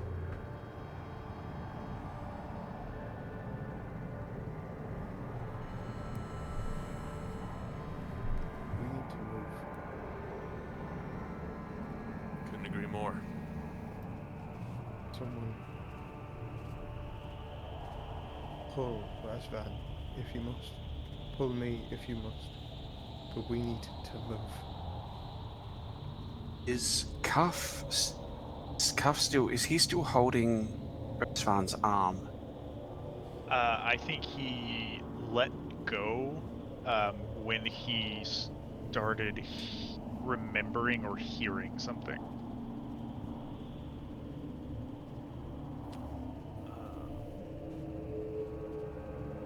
In that case, Rastvan will say out loud, the dawn is wrong. The dawn is wrong. It is wrong. It is... So much is wrong. So much. Are we going backwards? Backwards? No. It's crossed over, yet here. Everything is moving in a way it shouldn't. Are we?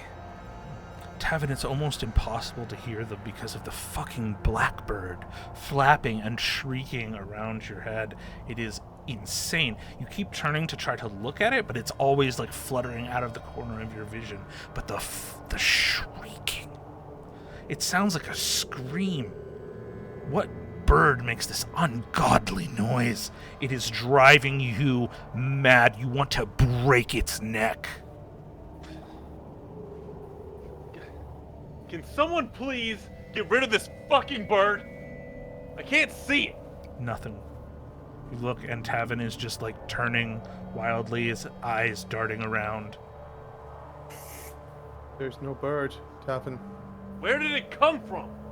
Oh, there's a bird, Tavin. It's insane they can't see it. Are they that tired? Do they seriously have, like, listen, of course they didn't train like you. Train their whole fucking lives to do this job. Of course not. Very few people do, right? They rise to the ranks of the military. Maybe they aspire to the knighthood. Maybe a few are picked. These people aren't born soldiers like you. But can they be really so tired and so dim and so weak they can't perceive this bird just swarming and flapping around you, constantly tormenting. Are they so dull-minded? What is wrong with them? Seriously. You guys may be smart, but you're really this dumb? Where is it? Tavern. What? And I think when Cuff gets yelled at, he kind of shocks for a second, and he furrows his brow and he puts his hand over his mouth with the back of his hand, and he kind of looks at the center of the group, probably what would be the most center point between the four of us, and a booming voice erupts in between all of us, probably, what is akin to four normal humans shouting as he casts Ghost Sound, and he just yells, "Focus!" There's a sudden snap. The bird is gone.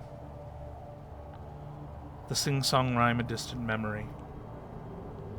The wing, the ream, wing, the dream, the guide fading from your mind. For a moment of clarity, which you are all realize you are standing, that your waists now, almost covered in the snow that has been billowing around you as you stood still, for it is difficult to decide how much time has passed. The Meropis isn't moving at all. There are flecks of snow gathering on its wide eyes. Frozen in place against the cliff. We are not fools. I do not forget unless something makes me. What do we not remember?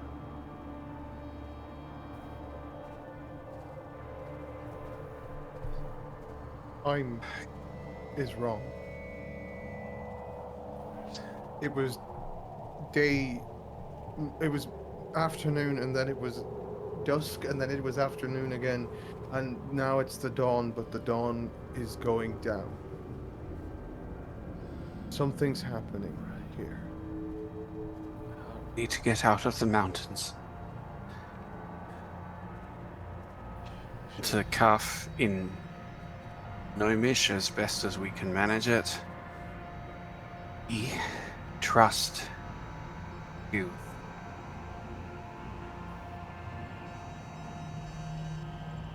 We must leave. Question for the DM. Yeah. How big is the Meropis compared to us? Enormous. Imagine you beside a Kodiak bear. A horse with the proportions of a bear. It's ungodly Bigger large. than half again over a Clydesdale. Yeah. Bigger than I will Significantly remove bigger than a Clydesdale.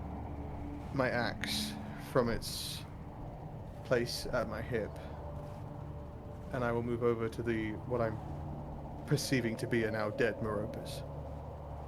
Oh yes, clearly frozen to death. And I'm going to try and tear it open. Absolutely. You don't even. There's no way of it evading your stroke or anything. You pull that axe. It descends smoothly, and it feels almost as if there was no resistance at first. That the flesh of the Meropis just parts, and its offal begins to slurp and slither out into the snow almost immediately, sort of beginning to crust and frost as it does. Steam is billowing out from inside of it. It doesn't move, it doesn't make a sound. In the minutes of time that you were still. It froze to death, and everything is freezing around it. Remembering a story my father told me from a time he got stranded on a hunt, I am going to pull whatever I can out to make room for as much of 4 individuals, one of gnomish size, inside the Basin. Okay.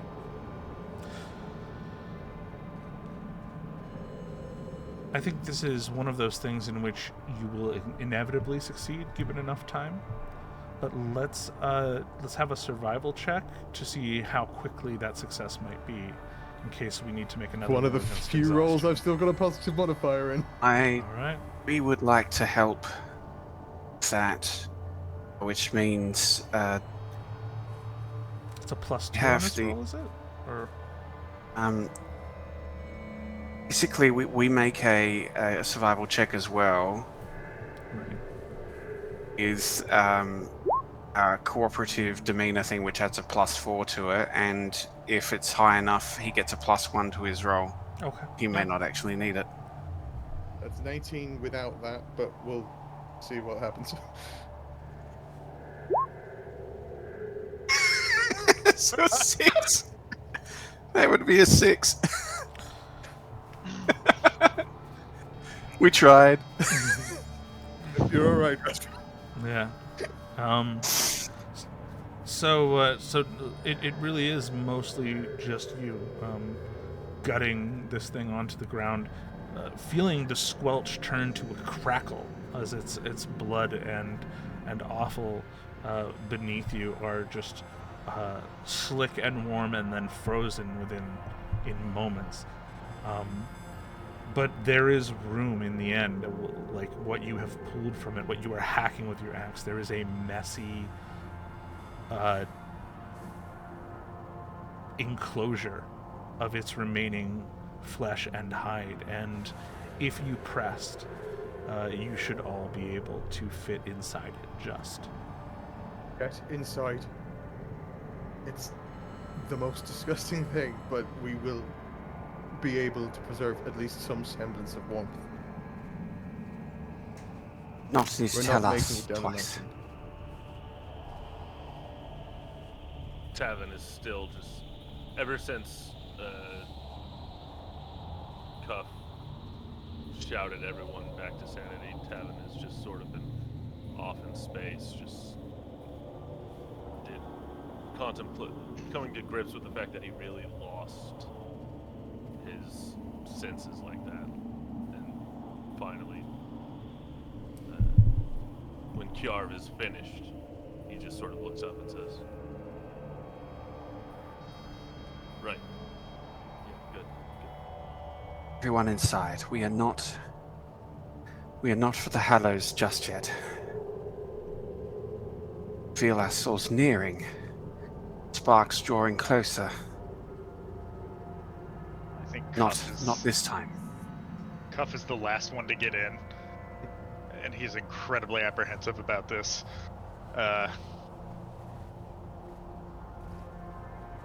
He squeezed in.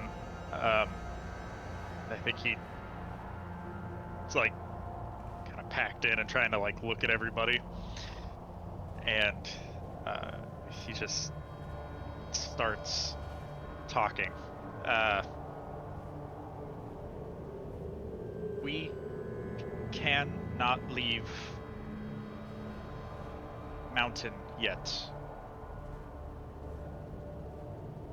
Oath means we complete mission.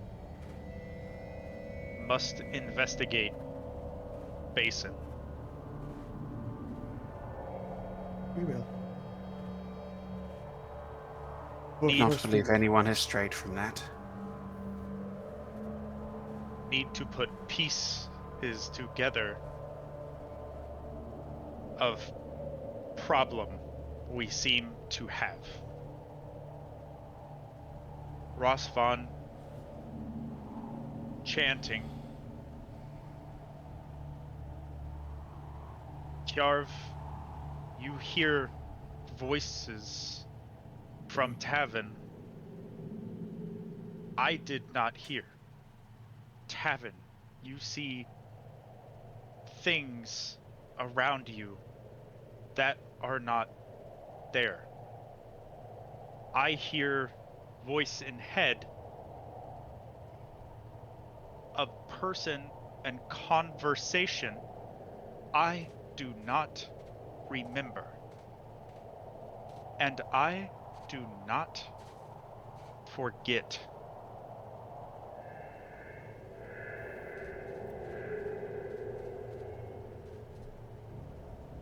Once those things showed up, we all lost it.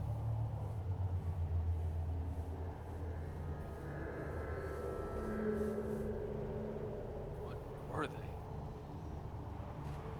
Oh, little girl. We are not sure.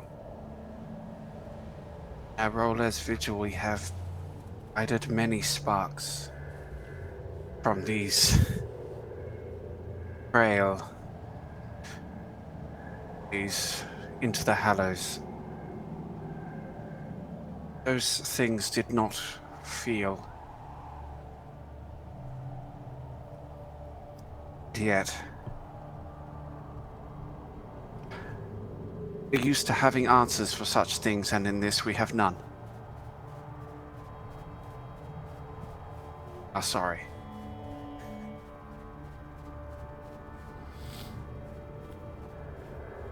The cigarette action.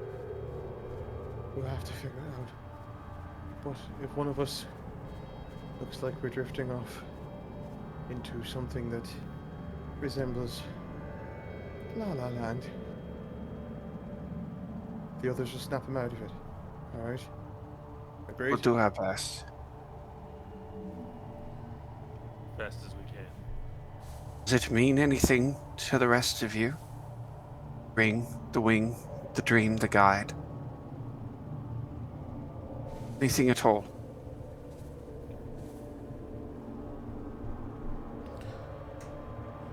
Heard that one. What little light filtered into the gap left between the arch of this thing's great beast's ribs is fading into darkness, and eventually it is all you can do is feel the bodies of your cohort bunched around you, pressed tight together to fit in this the cavity of this the Meropis,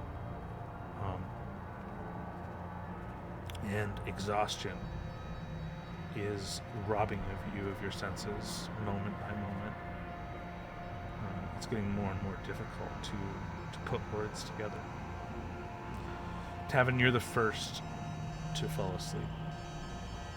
Everyone can feel your body suddenly sort of slacken, your breathing become rhythmic, and understand, even as they're dropping off, that you are as well. Which is why it's strange when your forearm snaps.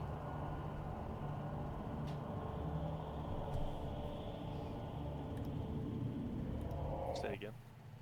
Do that again? Your forearm snaps.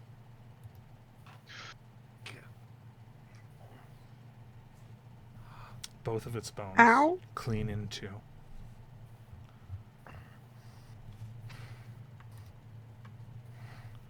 Tavin jerks up,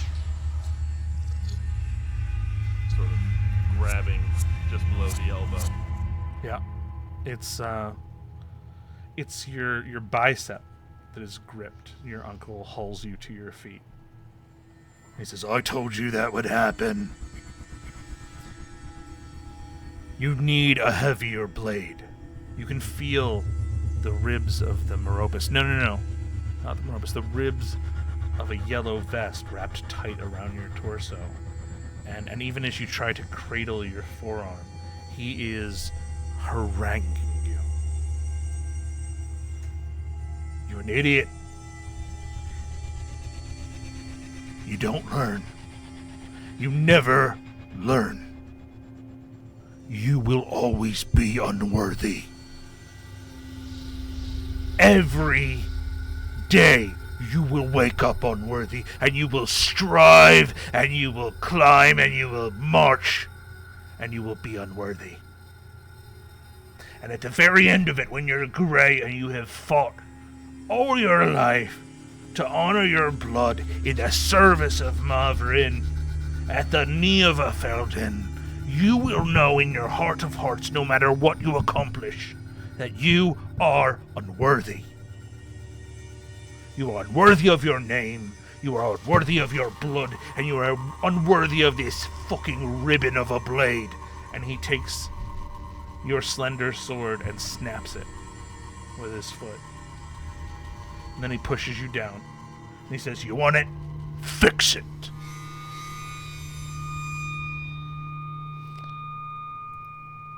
And then you wake.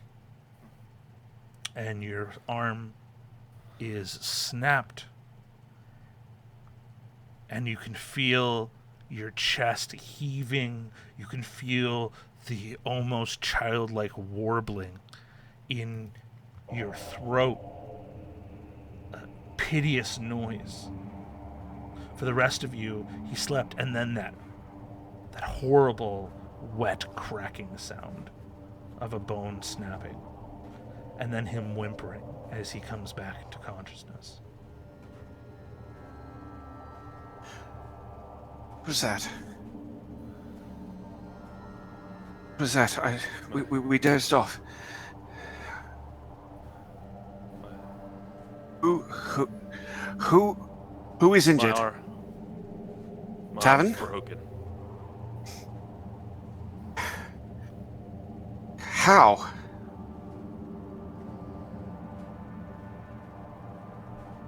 I don't know. The veil, how? It's a clean break.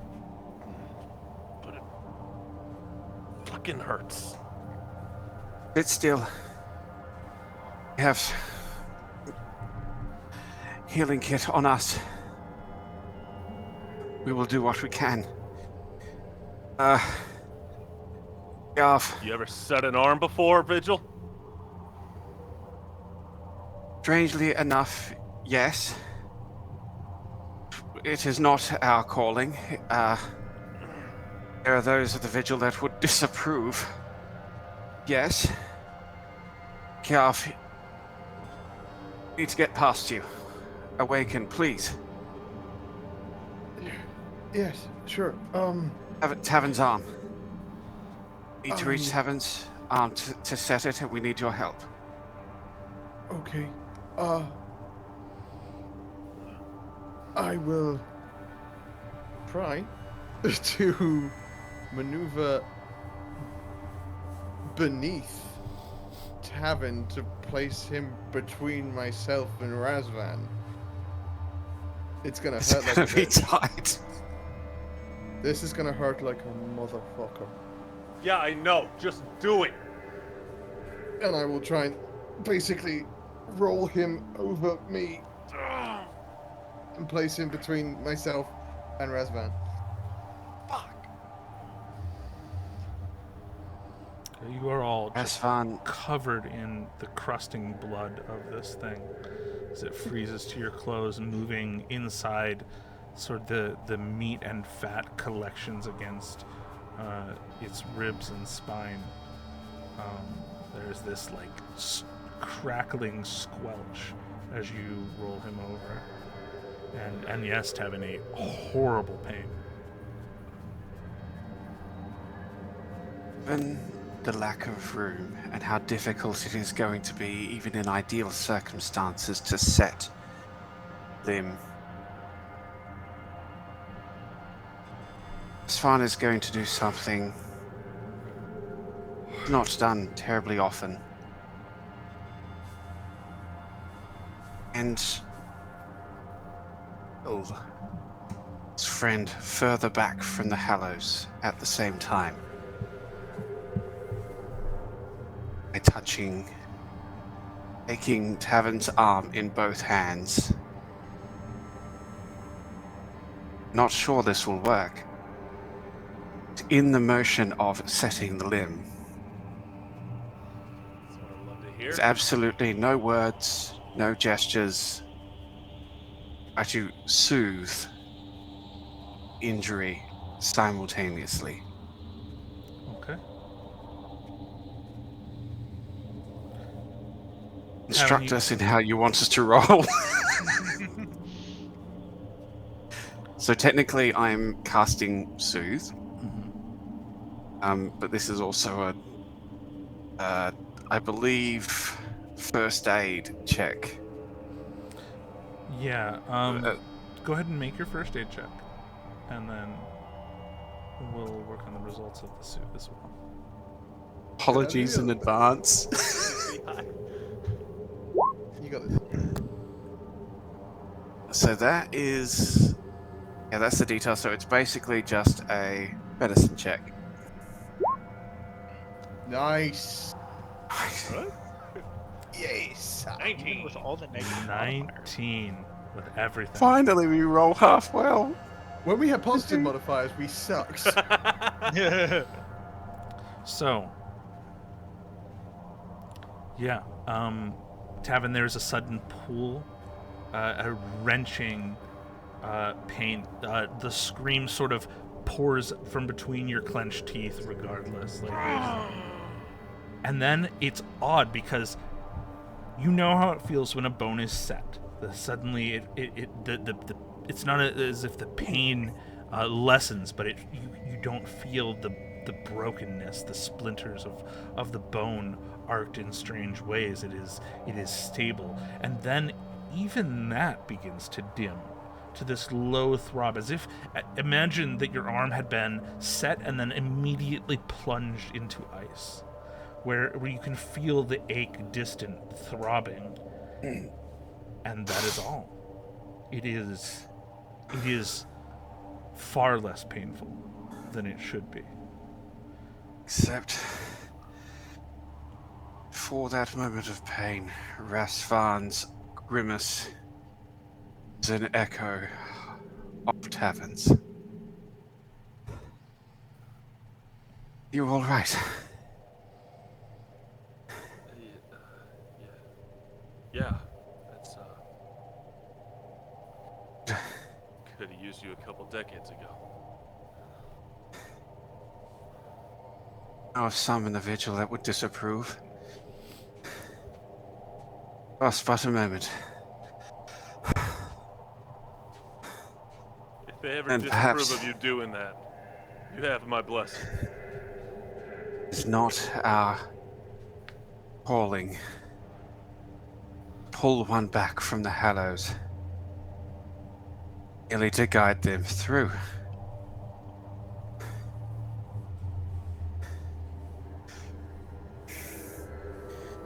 Still, If we are to survive this, you must as well.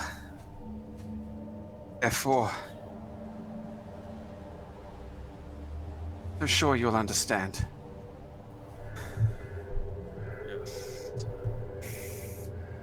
And perhaps you can tell us how, in the name of the Veil, that came to happen.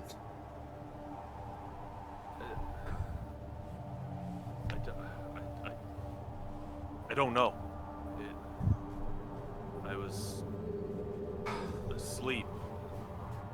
Then all of a sudden I was back training with my uncle. I relived the moment he broke my arm. Then I woke up. It was just the same as it was that day. Snapped clean in half. Dreamt. He broke it, and it broke. Yeah. Doesn't make sense. But I dreamt that my arm was broken, and I woke up to a broken arm.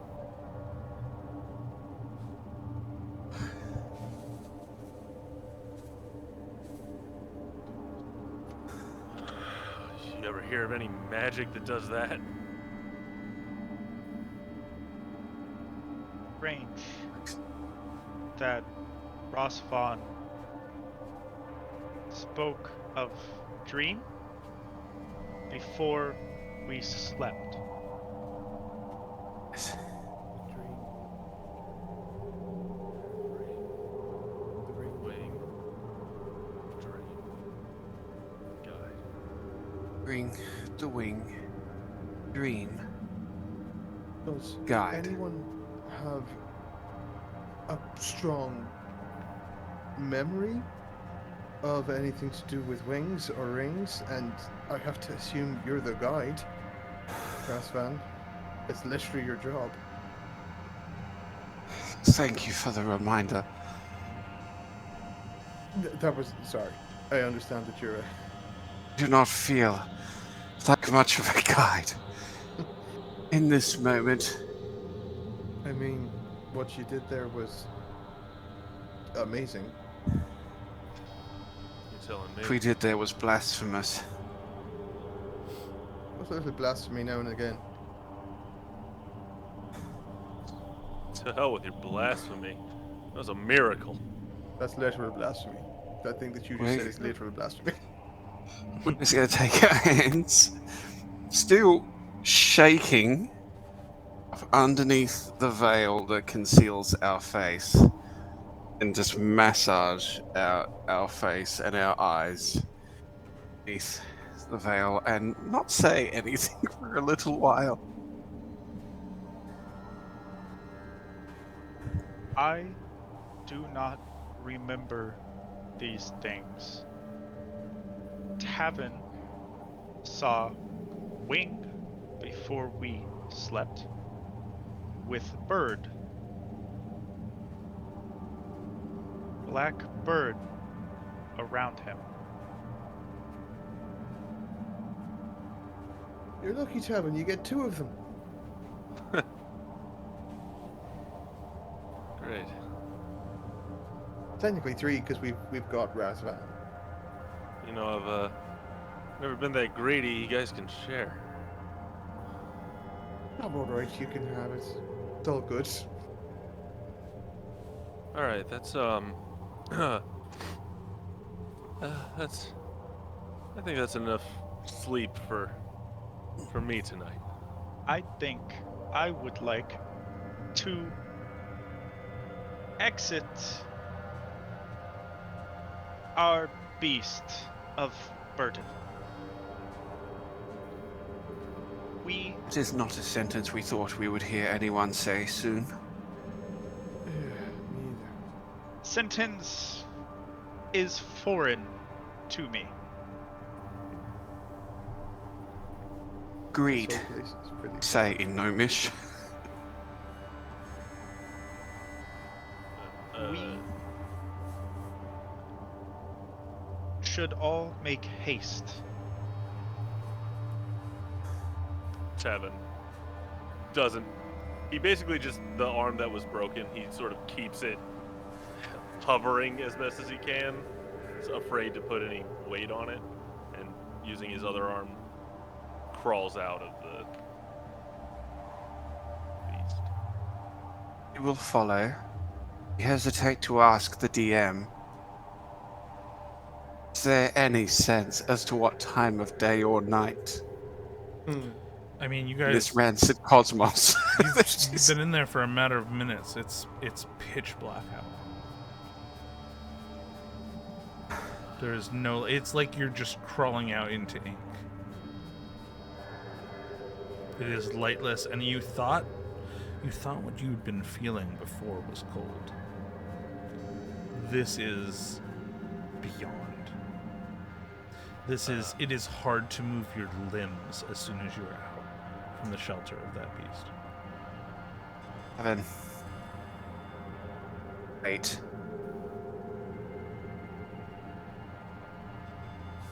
I'm not. In this place, cold was. It is our belief the cold will certainly be the end of us, and our sparks will pass into the Hallows before we make it a number of meters, which could very well be in the wrong direction. If we remain, Who knows what may happen, but we feel that the unknown, dreams that can injure, preferable to the certainty, the hallows and vales beyond. If we leave now.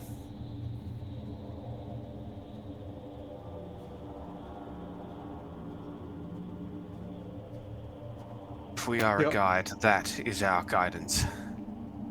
Yav is not quite yet out of the creature, literally just sort of sitting in the doorway. Um, I mean, I'm with him on that. Yeah, it is. I know It is it's- like bone cracking cold. Like what comes in through that darkness is. You genuinely think it feels so cold. It feels like you could snap your legs just trying to walk on them. I think we've had enough snapped legs Yeah. to last. Like it feels cold enough that the air could crack and shatter.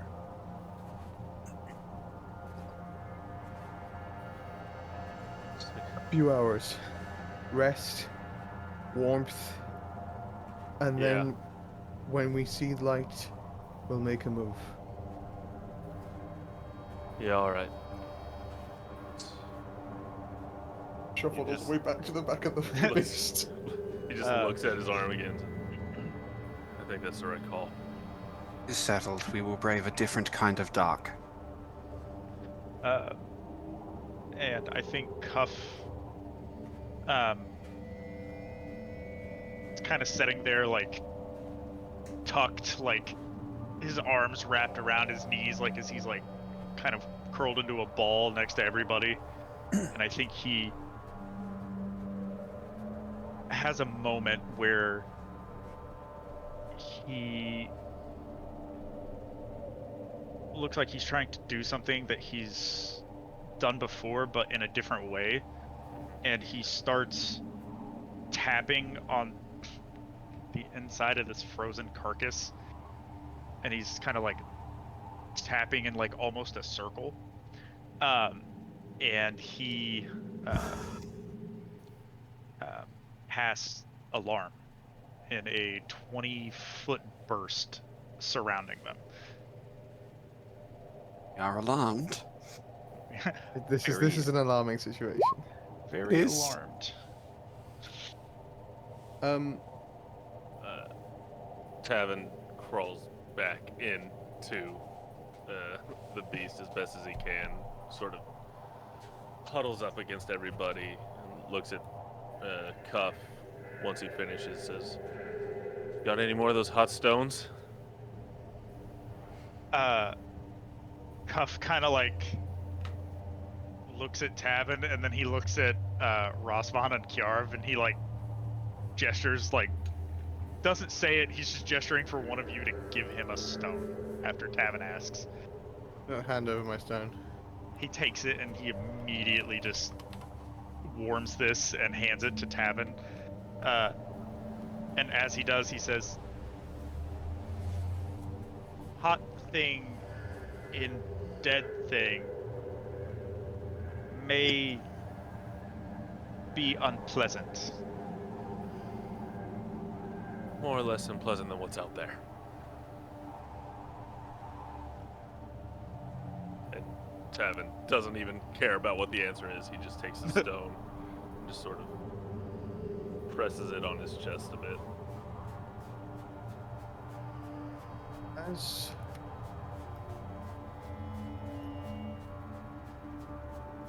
As the others settle in, Kiarv hands over the stone and is going to kind of shuffle himself as far back away as possible. Close his eyes as if to sleep. Lay a hand comfortably, as if instinctively, on his axe. And just speak the words.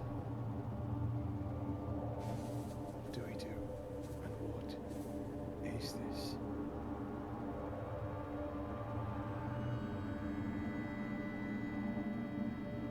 With intent,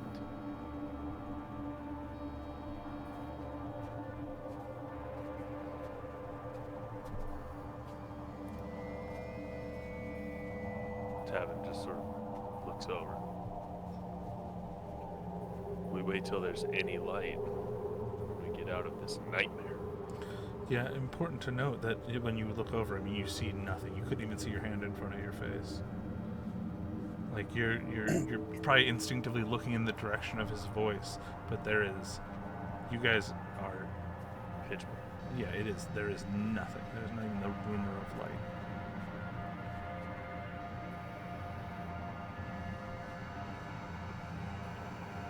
After a moment's pause.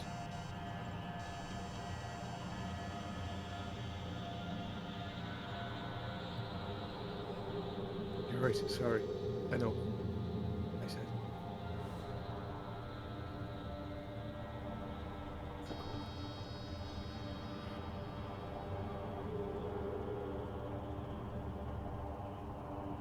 Try to rest as best you can. You will endeavor to sleep. Tavin's not sleeping.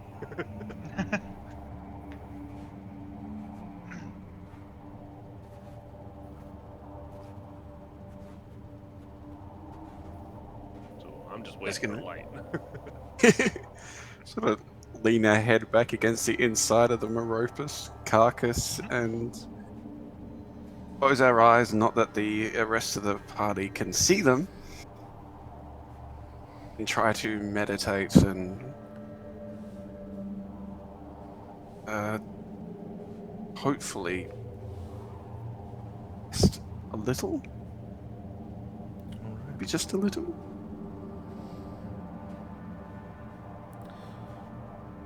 It's unclear what time trickles by, but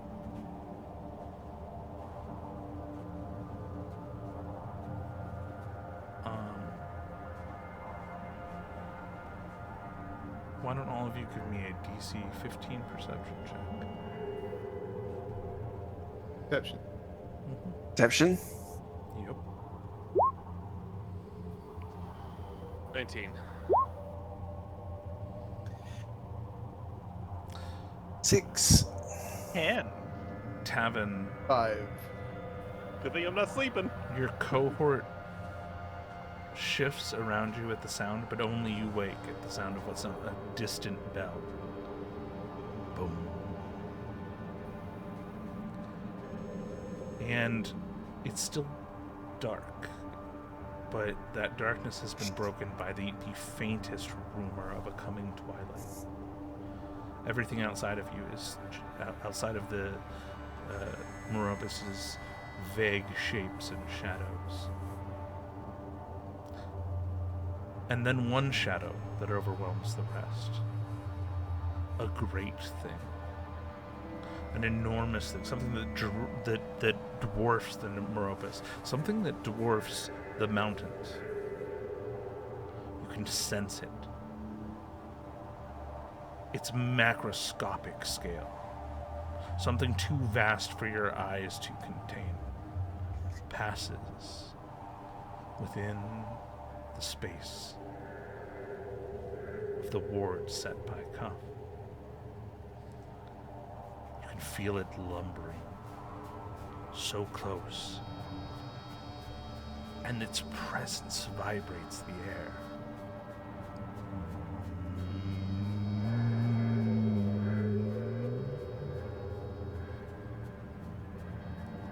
And then the drone thing echoing inside of your skull fades and passes, and you sense that the thing has moved on. Maybe even against your will, you are pulled back into slumber, your body refusing the demands you make on it. And sometime later, faint sun peers between the rent in the torso of this great beast, and you'll find yourselves slowly waking.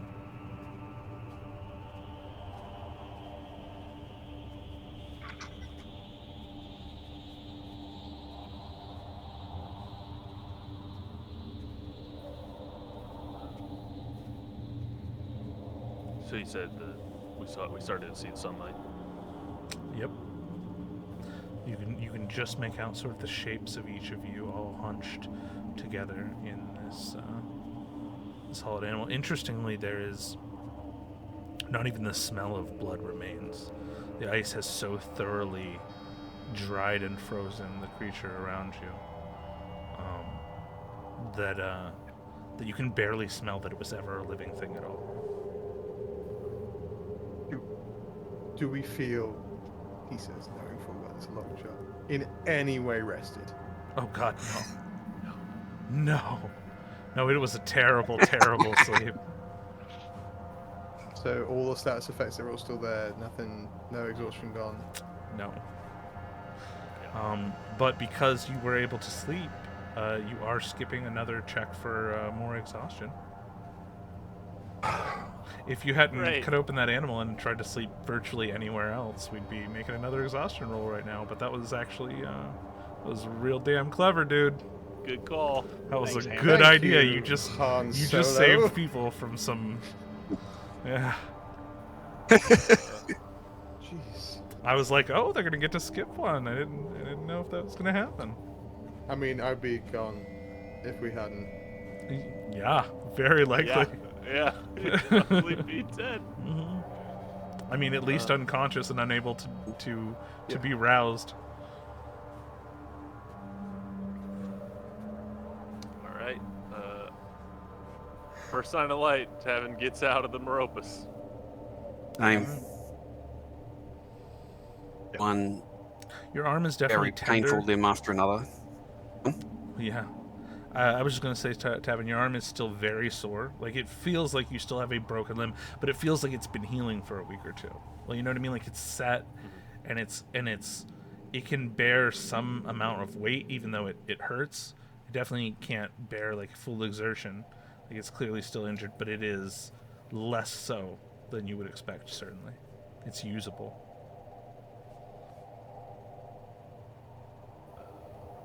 What do you see?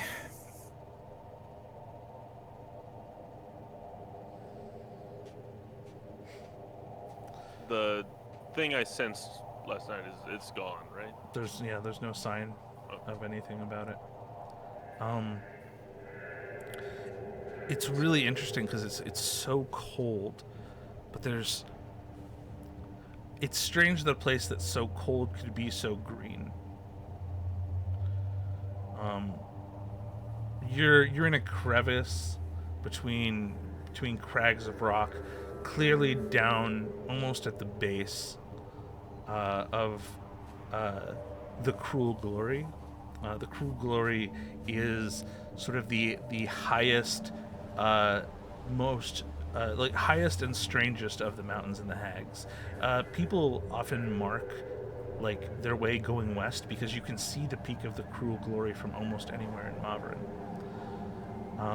The Meropus is hunched down in a crevice nearly at the base of that mountain. And around you, the snow and frost are scattered, and it is certainly deeply cold, but the hardy sort of briar and thin greenery bits of moss that can cling to the stone down at the level of the ground are sort of peeking here and there, and it's odd to look above you and see only hundreds of yards up how everything is so swallowed in ice and snow, and that sort of gradient as it breaks into cold scrubland down here. And before you see a rise of a few hundred meters toward what appears to be like a broad, flat, roughly rounded place.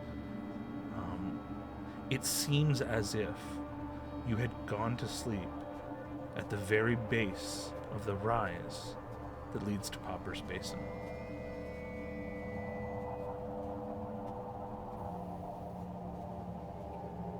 Great.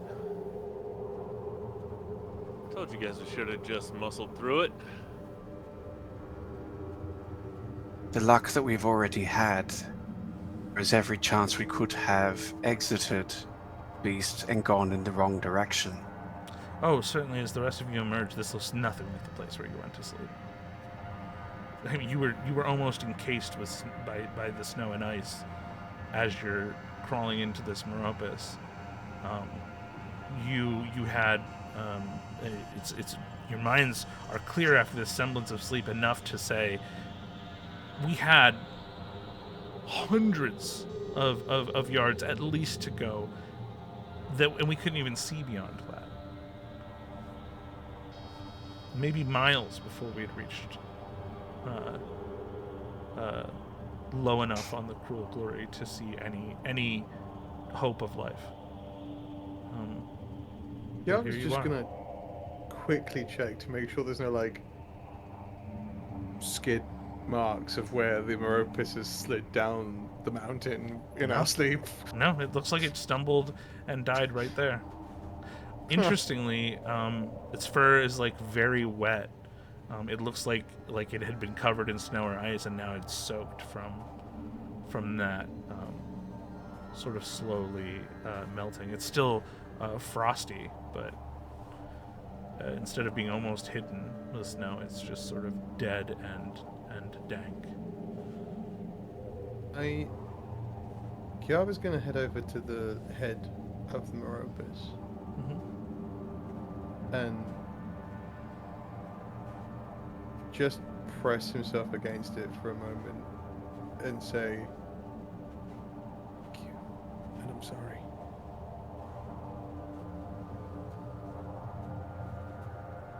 And then push off. Do Meropis have teeth or claws?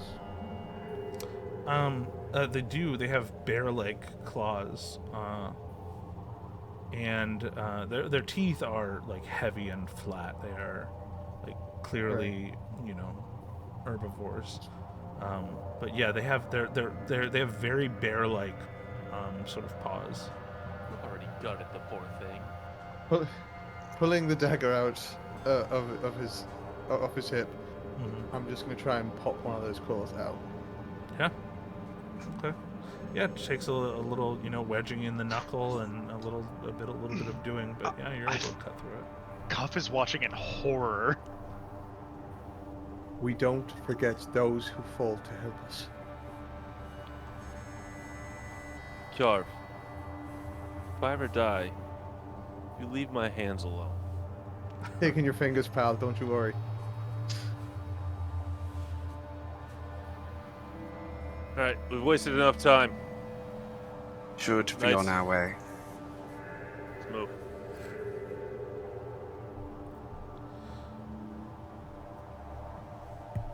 Tavin. Rex right Yeah. on. Follow Yeah, from I'm behind. not wasting any time. To... Yep. It's Who's he on down the mountainside? a mad dash. All right. As you ascend toward the basin,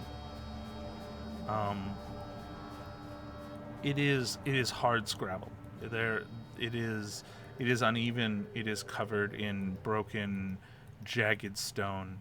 It is difficult to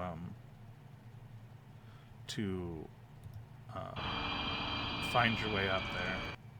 Jesus Christ! I apologize for that.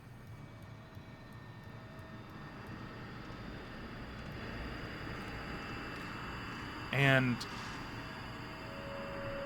as you do, there is a scent cuts through the frosted air. Your nose is cracked and bleeding from the cold. It's copper that overwhelms that sense. Your own blood. From the chapped places in your skin that are broken open blood vessels inside your nostrils, but something beyond that. Something sharp and acrid. The cuff bronze page recognizes as the presence of magic. Every step stronger. For your reference, if you've ever smelled an ozone machine, or if you've ever been close to a lightning strike, it is that strange antiseptic tang in the air. Thicker and thicker, almost choking every step. And as you ascend, it is a slow realization that what you thought were stones were bodies. You don't know how you could have possibly made that mistake, the difference between craggy, broken gray and the semi-frozen flesh of naked bodies piled higher and higher and higher. You feel yourselves moving, ascending automatically, trance-like. Soon you can't even smell the blood in your sinuses. It's just the stench of magic. Thicker, until it seems to crowd the very oxygen out, and your breathing is ragged and painful, and every stone is another crumpled, naked body. Endless, all face down, piled higher and higher to where a bowl of stone is set. As your vision crests this, you see a bowl of nothing. Not a bowl of blank stone. Not a bowl absent of debris, but a bowl of something flat, not gray, but colorless. Not black, but dark. Not white, but bright, a bowl. And as your feet carry you into its rim, behind you is stone once more. The basin, stone once more. The scrub around it. But beyond the bowl, on the other side, a place cut into the cruel glory. But the cruel glory was behind you. You'd just woken up at its base. You'd just ascended from that base to the basin where it is, and yet you are facing it, and it towers above you. It blocks out the rising sun, the sinking sun, the absent sun, the moon, the moonless night, the stars, the nothing. And a door.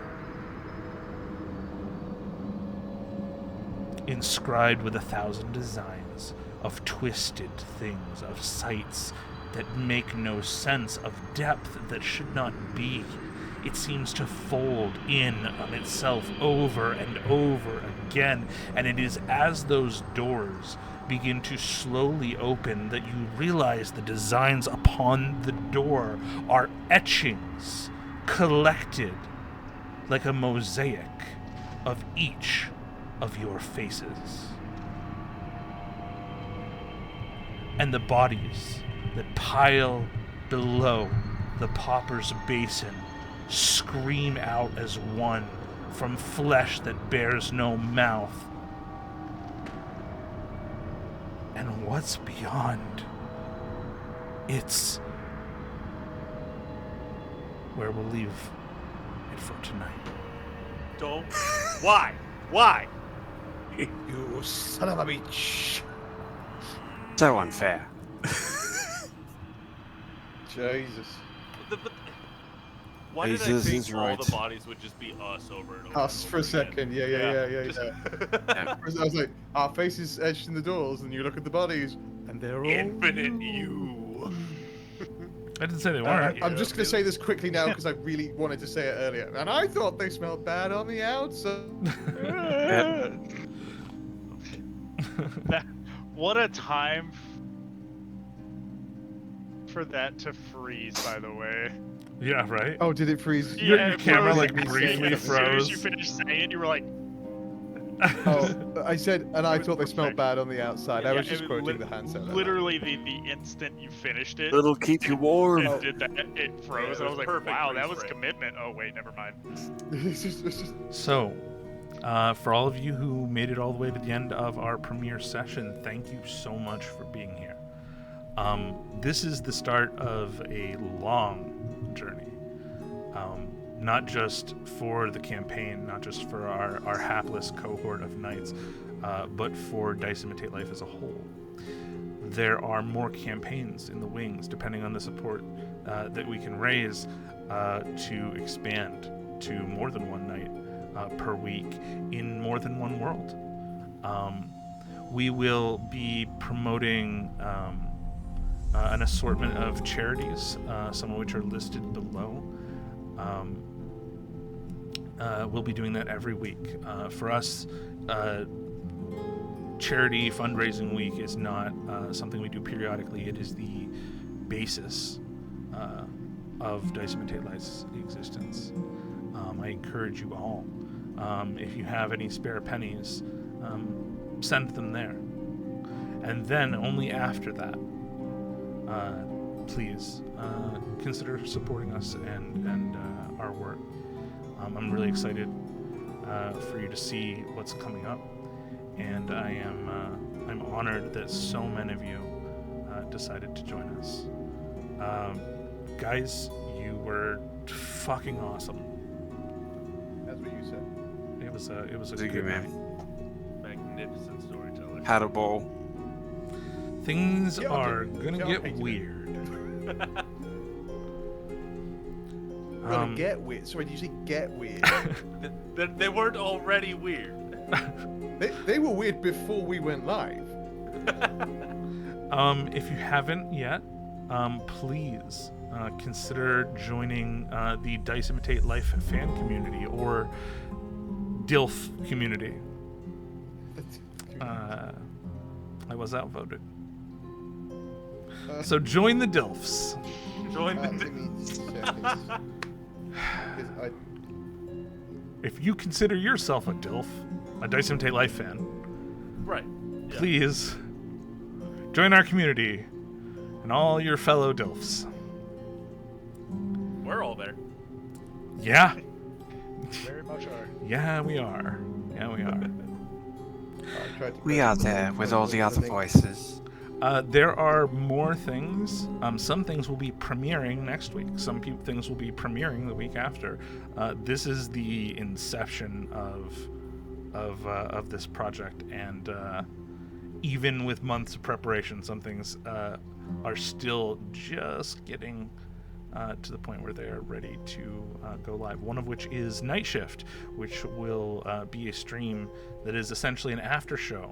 We'll hang out, we'll play games, RPGs and stuff, and whichever of these guys can sacrifice even more of their sleep might even join me. But I'm a chronic insomniac, What so sleep? you'll see me there pretty regularly. Never met him. Yeah. Aside from that, thanks again. You were here at the start, and that's a big deal to us. And until next week, be kind to one another. Be gentle with yourselves, and always be a little better than you have to. Because everyone has a story, and every story matters.